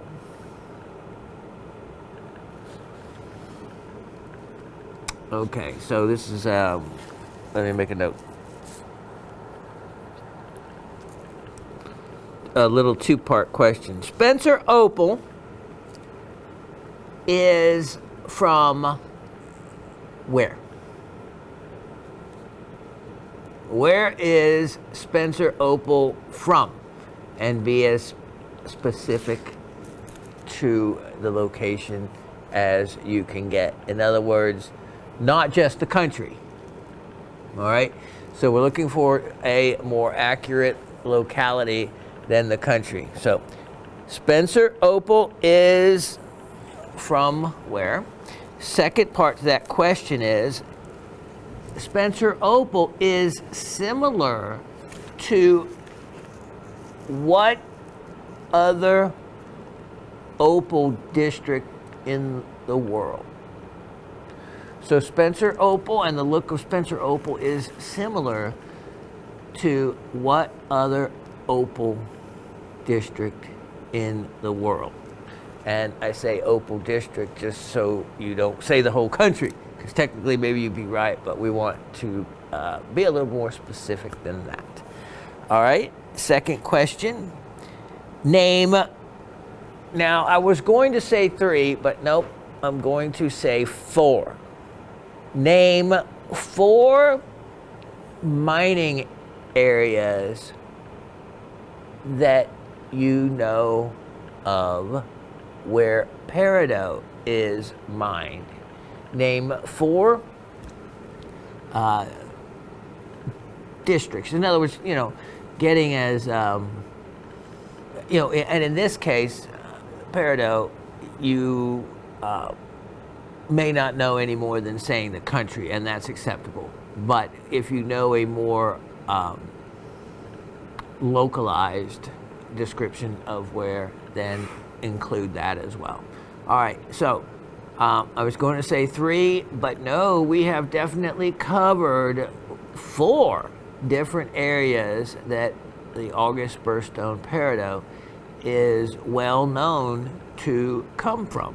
What are those 4 areas? And that's it. So, good luck with those questions. I hope your summer isn't as hot as ours has been, and it's certainly keeping me inside. But I hope to get the my inside sluice up and running, and you know, I do have that gold I brought up. I'd be really curious to see what was down there, and yeah, and that way I can get in some mining, because I sure can't get outside. No, if I do that, I would be flat on my back, sick, and miss the show. I wouldn't get to share all this fun stuff with you. All right, I actually wanted to get to 50 items today, but I think that was a little too ambitious. But there might always be another chance that we, always have another chance. I think I just like to share my knowledge too much about some of this stuff and get to talking about it, because I love rocks, minerals, gems, and jewelry, fossils, and everything that is in earth science. God bless all of you. Love and heartfelt best wishes, and thanks for all your support over all these years, and I hope it continues on and on. God bless, and I'll see you next week. Cheers.